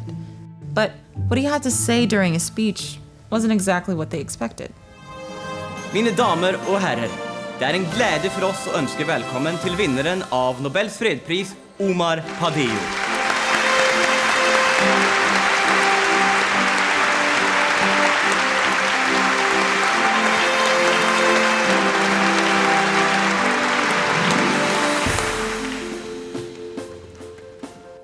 Thank you. And while I'm happy for those we have helped over the past few years, taking about 75,000 homeless off the Los Angeles streets, I must say that the problem at hand runs much deeper than the poverty we see around us. When I created this program, focusing on just this one regional crisis, my long-term hope was that it would set a new precedent, that those who disproportionately benefit in this world would be inspired, step up, and help take responsibility for the plight of the less fortunate. After all, what I have done here is merely a patch that can only help a few. For the true source of poverty, our social system, continues to go unaddressed. We live in a world of stories and myths, and we've been told that the vast inequities that we see is the price we must pay for innovation and progress. Well, innovation to what end? And how do we define this notion of progress? For if progress is about how much one can own, the availability of jobs, the state of a nation's GDP, the rise of the stock market, or the development of some gadget to entertain and distract you, then we face a serious existential crisis. I submit that true progress can only be measured in the health, stability, integrity, and responsible freedom of a civilization, responsible to ourselves, responsible to each other, and responsible to the earthly habitat we all share. And by those measures, my friends, there is now little progress to be found, as we all sit idly by, presupposing that the way society works is the only way it ever could. That said, if it's true that we must persist in this inhumane economic order, an order that has proven it can only create affluence for a minority at the cost of destitution for the majority, then our only choice is to seek a new level of humanitarian effort. Today, 3 people have more wealth than the bottom 75% of the world's population. 6 billion people. The total wealth of the 4,000 billionaires out there have the means to end global poverty 100 times over. And yet, if you study their philanthropy, it is clear that they are far more concerned with their own interests, their own comforts, than working to counter this ongoing structural violence. You see, there's a deeper kind of poverty here. A spiritual poverty. A poverty that grows a culture of sociopaths, and the more they have, the more they want, and the less they seem to care otherwise. Moral bankruptcy, hiding behind this age-old story that one can have $1 billion in the bank while others starve, is somehow natural to the human condition. In a number of months, my program will end, as the funds will be gone. And to date, not one wealthy so-called philanthropist has offered to help keep the program running. Now I know this event is about peace, but it must be understood that the wealthy of this world, those at the root of true political power, are sick. Their priorities have nothing to do with true progress, and the time for tolerance is over. The billionaires of this world are not symbols of success. They are symbols of violence.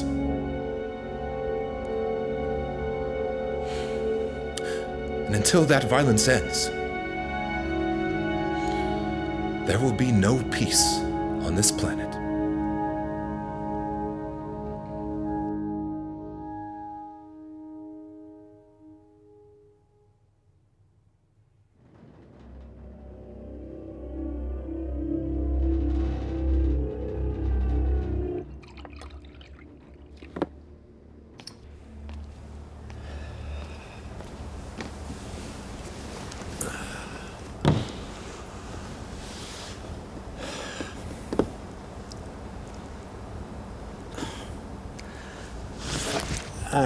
I'm sorry, Peter.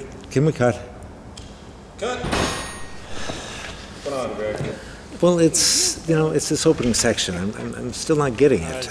I know we've been through it, but it's just not landing for me. I'm just going to keep rolling here. Can you grab that color swatch for me? You have to think about the interpretation, reference to that. All right. Thank you. God, this tripod head is toilet. My latte was cold this morning. And that's my problem. Okay. Okay. I think I got it. Thanks. No problem. All right, everybody. Jesus. Take a screenwriting class, for Christ's sake. No one's gonna understand any of this shit. Camera. Rolling. Audio. Speeding. Slate. 237, take 2.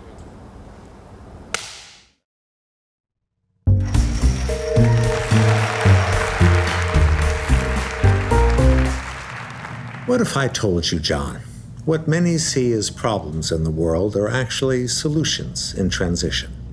Is that some kind of Taoist riddle? Poverty, crime, war, disease, even the ongoing destruction of the habitat. What if they were actually productive forces, assisting a larger end? I suggest you lighten up on the Nietzsche. What separates us from the rest of the animal kingdom is that we have no natural predators. Nothing out there to snatch us up for an afternoon snack. We're also uniquely aware of our own mortality and fight it. With hospitals, medicine, inoculations, little stopping us from reproducing to the very limit of our host. At least not externally. Evolution had to do something a bit different with us. So, instead, we are our own predators. Predator and prey in one. How convenient. Which explains not only why humans murder each other at a rate unparalleled by any other species, but also why we've generated a social structure that by systemic force further ensures a consistent rate of premature mortality. You mean structural violence? Embedded into the very design of civilization itself. So that is what the Malthusian mandate does. Regulate how to kill off the weak. No. The mandate isn't a policy of action, it's a policy of inaction. A commitment not to interfere with the natural course of the system. So the invisible hand of the market has a machete.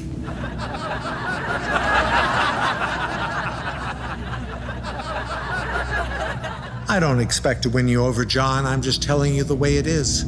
I agree it's ugly, but without the premature death that capitalism brings in the form of inequality, that planet would have flown off its axis long ago. As you know, the Industrial Revolution set in motion population growth that was hyperbolic. And out of the 70 million who now die each year, 30 million do so because of unequal conditions. So 40% of all global deaths are structurally inflicted. You know there's a word for that, son. Oh, don't be dramatic. Again, this is system-level behavior, John, not some nefarious conspiracy. You want to know what the population would be if this wasn't the case. If we removed inequality-driven mortality for the last 100 years, accounting for fertility, about 16 billion would be sucking up resources on that planet today, with a carrying capacity still at only 10 billion. And you think things are messy now? First of all, Simon, when the great Reverend Thomas Malthus decided population would forever outpace resources, only 1 billion existed. We're almost 10 times that now, despite his projections. Second, in the modern era, the greatest predictor of regional overpopulation is poverty itself. If the world ever did abolish it, increasing education, population growth would dramatically slow, likely approaching equilibrium.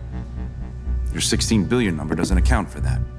And third, you're completely disregarding what the Fullerian study proved long ago, a study sanctioned by your own department. The Fullerian study was purely theoretical, John. A model only possible if humans magically conform to strict sustainability and efficiency principles. It required a completely egalitarian structure without money and markets. A fantasy, given once again the reality of human nature. Fantasy or not, the study was clear. Not only can the Earth hold upwards of 30 billion, it can do so with each having a standard of living equivalent to today's upper middle class. Yeah, again assuming equal distribution, which is absurd. Humans have infinite wants. No, they don't. Infinite wants is a value disorder, inspired by an economy that needs infinite consumption to work. People are just as prone to be minimalist as they are materialist. It comes down to the social condition. Today, if people didn't have highly acquisitive values, the entire economy would collapse. Fine. Believe what you will, John. It's all moot anyway. You asked me what the Malthusian mandate was, and I'm telling you. Whether you like it or not, this is the reality of things today.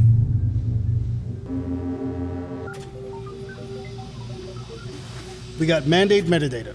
Please tell me this is recording. It certainly is. Looks like John got his subterfuge. So how's this organized then? Tracking demographics and mechanism? We are. As you'll notice, conditions related to absolute poverty in the third world countries account for about 40% of all premature deaths. And I see you're also tracking poverty-related illness and violence in the industrialized nations. with heart disease, cancer, and diabetes remaining at the top, while suicide, inner-city gang warfare, and drug overdoses coming a close second. What about deep systemic relationships? Lack of education, childhood stress? Correlated as well. Actually, very consistent. Regional cycles of deprivation are like clockwork. Poor families continue to produce more poor families, even in the richest states. And the mechanisms? Standard class war stuff. Only difference now is the ecological and climate crisis, which has rapidly increased mortality in poverty-stricken desert and coastal regions. But the same story otherwise. The rich get richer with disproportional opportunity and capital. The political establishment favors business and wealthy interests over social support programs. And the banking system keeps a solid stranglehold on social mobility by saturating the lower class in insurmountable debt. Same on the global level. Through international finance institutions, structural adjustments, austerity, sanctions. In fact, the financial system is really the glue that holds all this together, keeping constant downward pressure on the impecunious masses.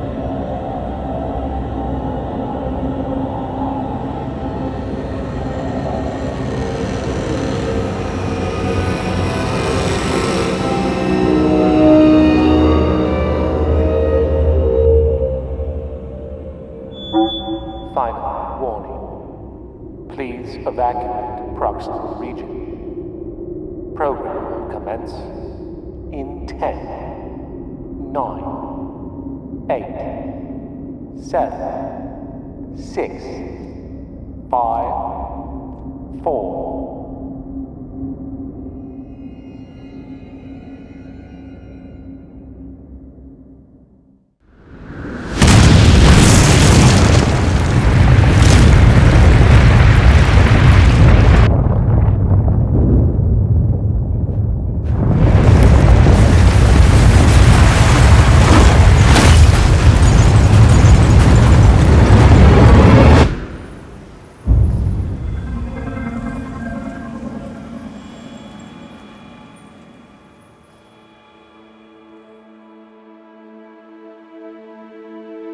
Centuries ago, humans discovered hydrocarbon energy, fossil fuels, and for a good chunk of time it was a critical mechanism advancing civilization.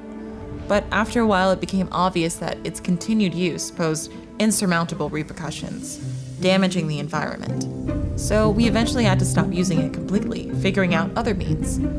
And this is a good analogy as to why we also needed to transcend that social system. I look at capitalism as an adolescent stage in the growth of civilization. Let's let loose and have people be selfish, building and creating in a belligerent manner with no regard for consequences. And we learned a lot. I think without this phase, we wouldn't have been able to recognize and amplify what really makes us unique as a species. We started as DNA, moving from simplicity to complexity, evolving a brain with consciousness, while blessed with a profound social nature, merging us into a truly global consciousness, continuing this expansion. Not through our biology, but through the sharing of knowledge. Cultural evolution. There was a great library in a city called Alexandria, long, long ago, and it contained some of the most foundational texts of human civilization. And sadly, it was destroyed in war.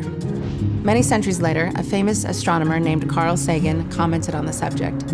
It was as if the entire civilization had undergone some self-inflicted brain surgery, and most of its memories, discoveries, ideas, and passions were extinguished irrevocably. So the great question of scientific and hence economic progress inevitably becomes, how do we optimize the power of our group mind to increase knowledge and solve problems? How do we harness our different talents and skills to bring out our best potential, not only as individuals, but as a civilization? We know the hardware, so to speak, a finite yet profoundly regenerative planet, bound by laws of nature, with our species part of a delicate ecosystem, sharing common ground. The true measure of economic progress is simply doing more with less. Efficiency. The ability to build something for a given purpose that is not only better than what came before it in utility, but also better in terms of reducing the amount of labor, energy, and resources required to make it work. Which means it all comes down to design. And back to my point about markets. The infrastructure it created set the groundwork for powerful new means to merge human talent and skill. We just needed to remove the counterproductive aspects. And needless to say, wasteful human competition, proprietary knowledge, and people motivated to sell things over and over to feed a system of infinite growth wasn't going to work. There had to be a way to bridge minds and solve problems directly, not by proxy of market competition and profit. I think the smartest thing we ever did as a society was the adoption of an open source, shared resource commons. It exponentially catapulted our problem-solving creativity. We ended corporations, localized communities, and shared all knowledge. In fact, if it wasn't for that move, I really don't think we would have solved the climate crisis and all the other ecological and social problems we faced before the Great Transition. I still stand in awe today at the stunningly productive collective design processes we created, where status is driven not by differential competition for gain, but by the degree of your contribution, how dedicated you are to problem solving and creation, working to improve the fabric of society itself. We also realized the true purpose of a means of production based upon automated technology. Not as some brute industrial mechanism to produce an endless stream of arbitrary goods, but as a way to free ourselves from uncreative labor, not to mention improving efficiency and safety. And one final evolution worth noting was the removal of the price system. People stuck these numbers on everything that suggested some kind of earthly value. The numbers were a result of a particularly crude equation dealing with supply and demand. And while the high priests of the market religion saw those price decrees as the word of God, the truth was any price value determined by market dynamics alone was woefully incomplete. And the only term to know in regard to that is negative market externality. These are cost values, unaccounted for by the market price equation related to damage done by industry. For example, in the early 21st century, the running price of hydrocarbon energy was in a particular range. But yet there was actually an additional $5.3 trillion in cost every year as people worked to clean up the damage the use of hydrocarbons was doing to the planet. Same for the plastics industry, a serious problem back then. It had an externalized cost of $2.5 trillion a year just to clean up the oceans. In fact, if you went back and did the accounting for global industry as a whole, factoring in these negative market externalities, again, these costs not reflected in the set prices, you would find that no company on the planet was actually even profitable. So of course today, we have a very different system of accounting. We know almost exactly what's happening, or could happen, in downstream effects, and we improve our total system efficiency every single year because of it. It's a true economy, in other words. And all of this creates a very different social atmosphere. Today, our incentives are aligned. No one cuts corners. There's no reason to. No one's trying to improve some bottom line by disregarding our ecological stewardship or the well-being of others. We finally got it right. And I compare the footage of the way people behaved back then to the way they do now, with an astounding amount of pride and community, meaning and purpose. They don't feel alone. They know they have support, not just from their friends and family, but from the very design of the social system itself. A system designed to actually care. Imagine that.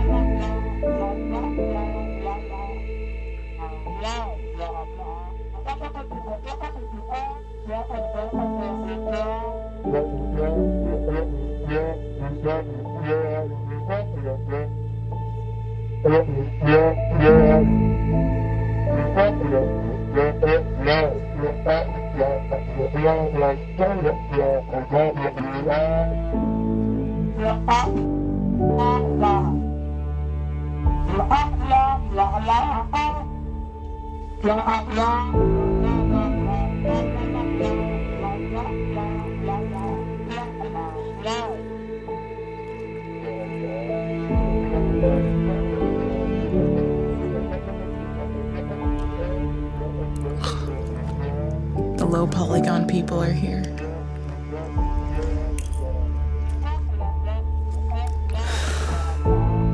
I wish they would go back to their own resolution.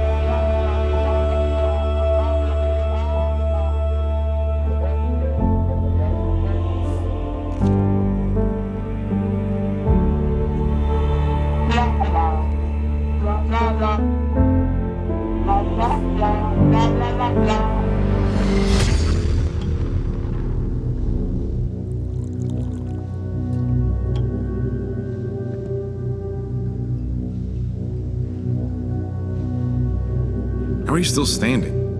What is that, your 10th drink?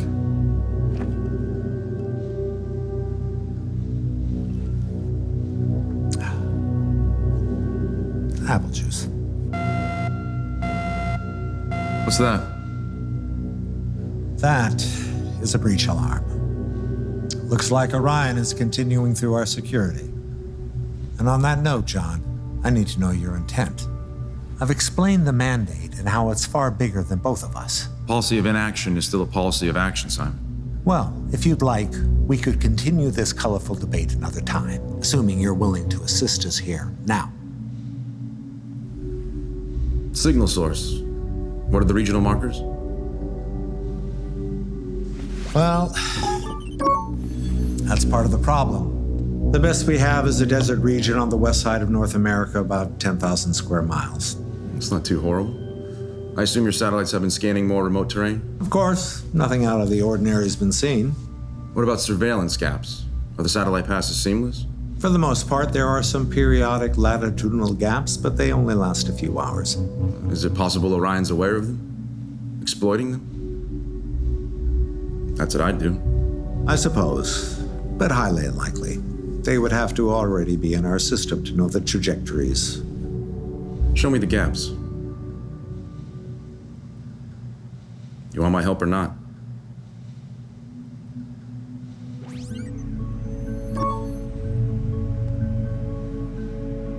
Zoom into the area in question. Perfect. Hold it right there, John. We've already conducted subsonar scans. If they're underground, they're using some kind of reflective shield.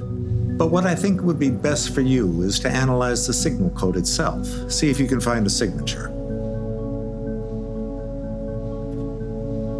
John? Yeah, sorry. I was just thinking. Hey, you remember that Aquaterra formation project we worked on years ago? Sounds like you need to get some sleep. Your attention span's going. And of course, how could I forget? Ionized nanotech pop-up islands from seawater. Too bad it never worked. We could have extended populations into the ocean, free up some space. Yeah. What other ambitious stuff do we work on? Those are some exciting times. Remember TRD Holoclub? Huh. A sci-fi classic. Tactile remote drone hologram. We played with that for a while here, but proved impossible. Light just can't merge like that. Yeah, too bad. Lots of uses for a fully controlled remote tactile human hologram.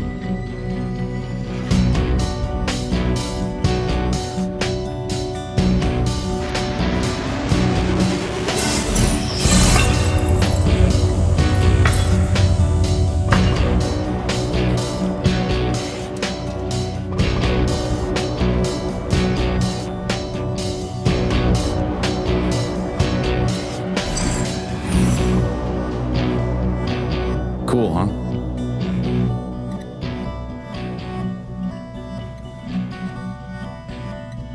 And it's at this juncture, Simon, I'm afraid I have to deliver some kind of protagonistical declaration of moral superiority to indicate the philosophical error of your ways. So here it goes. Those that seek to create in this world, those who embrace change as a natural force, helping to unify humankind as one entity in one shared direction, realizing that injustice anywhere is injustice everywhere, will always be one step ahead of the traditionalists, the preservers, the elitists, who in defense of their separatist identities and egoist fears, seek to divide, conquer, oppress, and destroy. The pursuit of livingry will always be one step ahead of the pursuit of weaponry. Orion doesn't exist, does it? Nope. We just put a virus in your firewall. Why? What's the point of all this? To expose the mandate, of course. which will be leaked shortly to every major news network. Oh, seriously? That's it? You think we can't absorb that?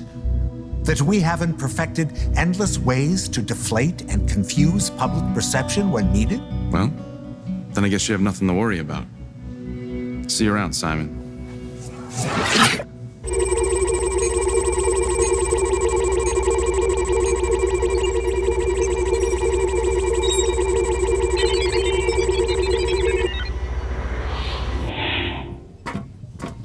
Hey, token white guy's back. Shut up. All right, folks, we don't have much time. I don't think he's gonna buy that story for long. How we doing? The satellite coordinates locked. Everything's ready. But keep in mind, even with bypassing your surveillance, once this thing hits, the heat signature is going to be out of control. That's what the subterfuge is for. Mandate leak on the blockchain yet? Packaging now. Should be in the hands of every major media outlet in about 20 minutes. Good. Don't forget to show Simon's stupid face. So this is it, folks. We have a clear path avoiding GSA surveillance. Once the mandate exposure hits the press, Simon and company will be in damage control. Hopefully long enough so we can pull this off. Anybody need anything? Music. Music. Music. Music. You got it.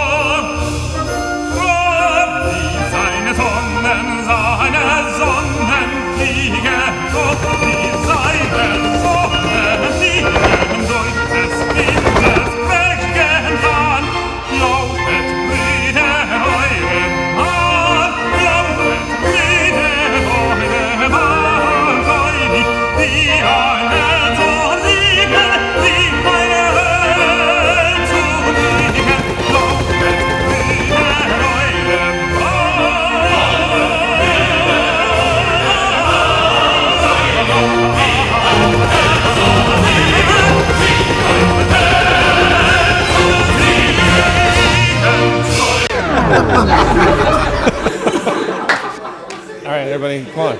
We got to finish this goddamn movie already. Left, right, left, right.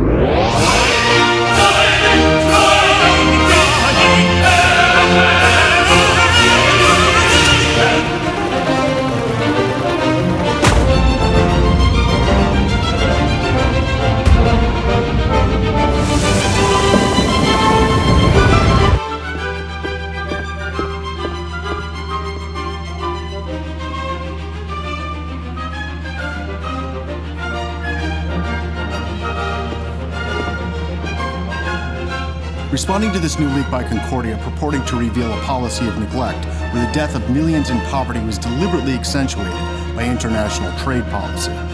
Leaked documents even include what appears to be video of GSA's current head, Simon DeVoe.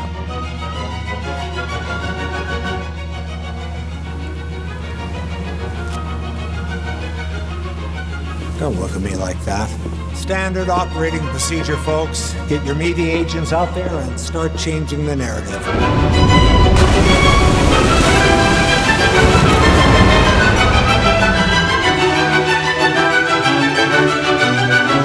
Sir? What is it? I don't know. We don't have visual coverage in that region yet. Send the drones.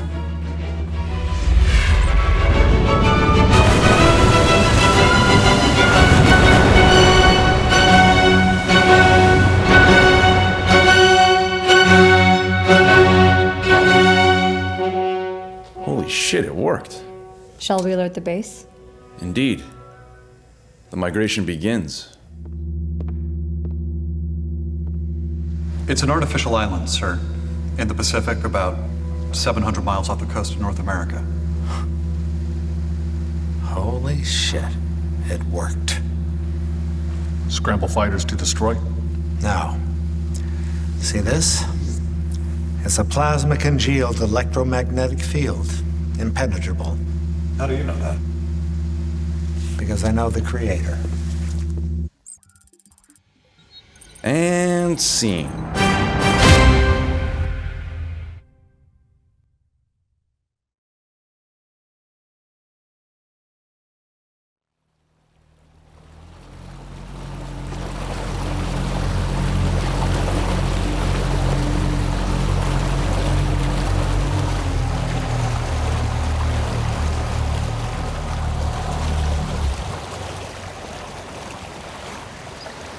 So we've just arrived at the colony of Concordia, where almost 1 million people have migrated to basically get away from the rest of the world. We are the first press to land in, waiting to meet our guide. Hi, I'm Elnoria. Nice to meet you. Thank you for having us. I suggest we move to the city center, start our tour from there. Good.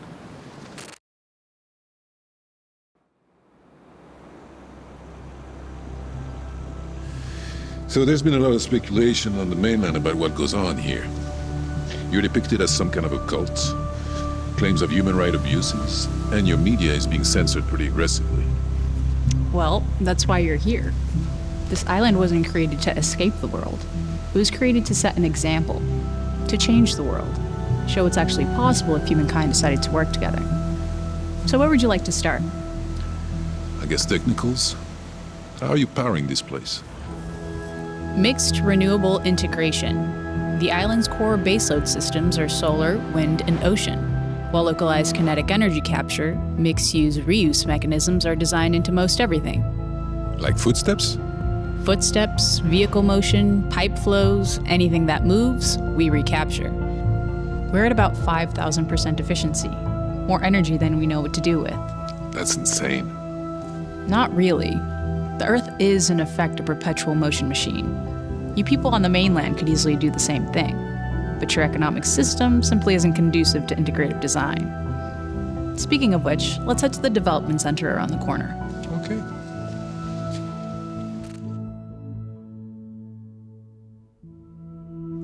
This is one of our design facilities.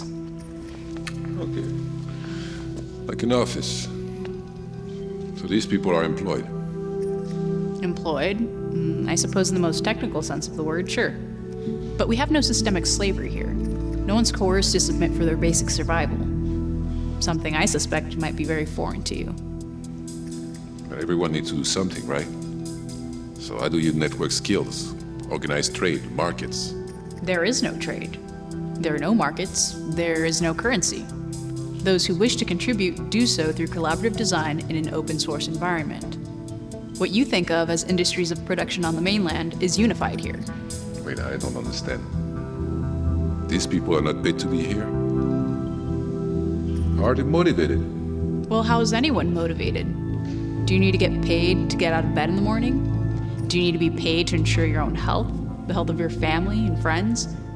Paid to show stewardship for the habitat and society that supports you? What about innovation? Innovation to what end? To create something to improve life and experience? Or to create something to sell? If you think about it, it has been the blind economic drive toward innovation as you know it that continues to lead your society to destruction. Okay then, so once these people have designed something, then what? If a design meets proper criteria in terms of efficiency and sustainability protocols, it is then accessible by our mostly additive manufacturing system. Additive? 3D printers? Which have been perfected to a degree where modular arrays can produce most anything conceived of with traditional materials.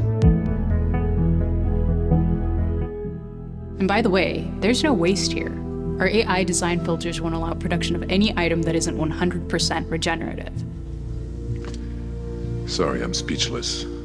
If what you say is true, you've actually done it. Done what? You've created utopia.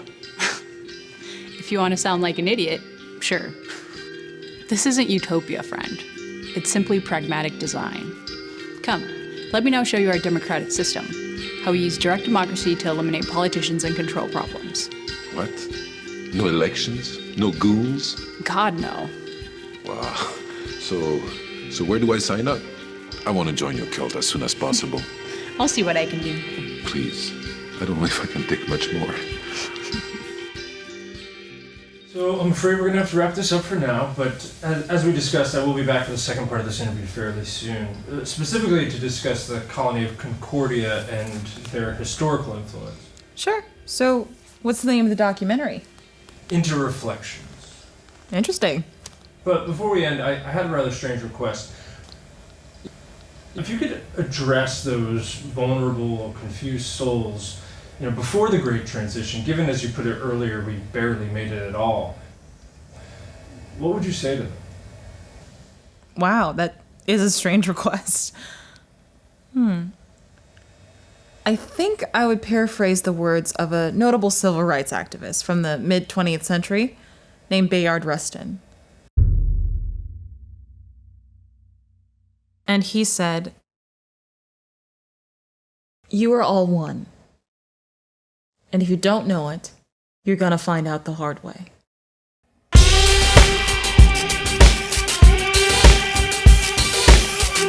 It's a bacchanalia, it's a cornucopia, champagne and a caviar. What else is there? Swimming pool and fancy yacht, vacation in the south of France. You got anything you want? What else is there?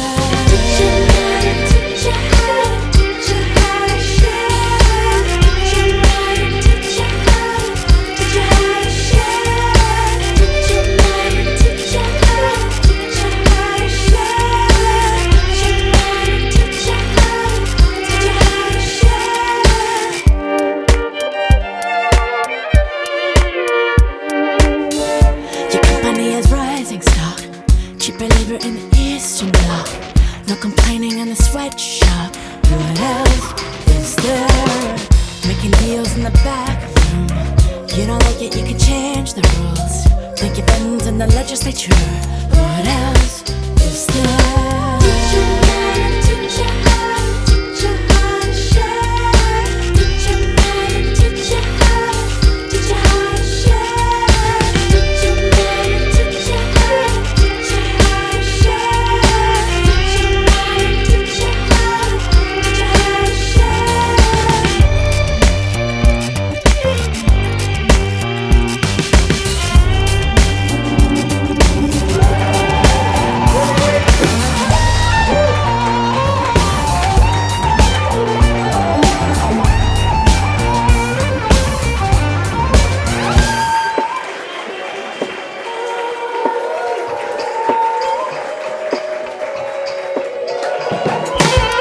Never felt like we had enough. Rougher checks don't buy that much. Started working from 8 on up.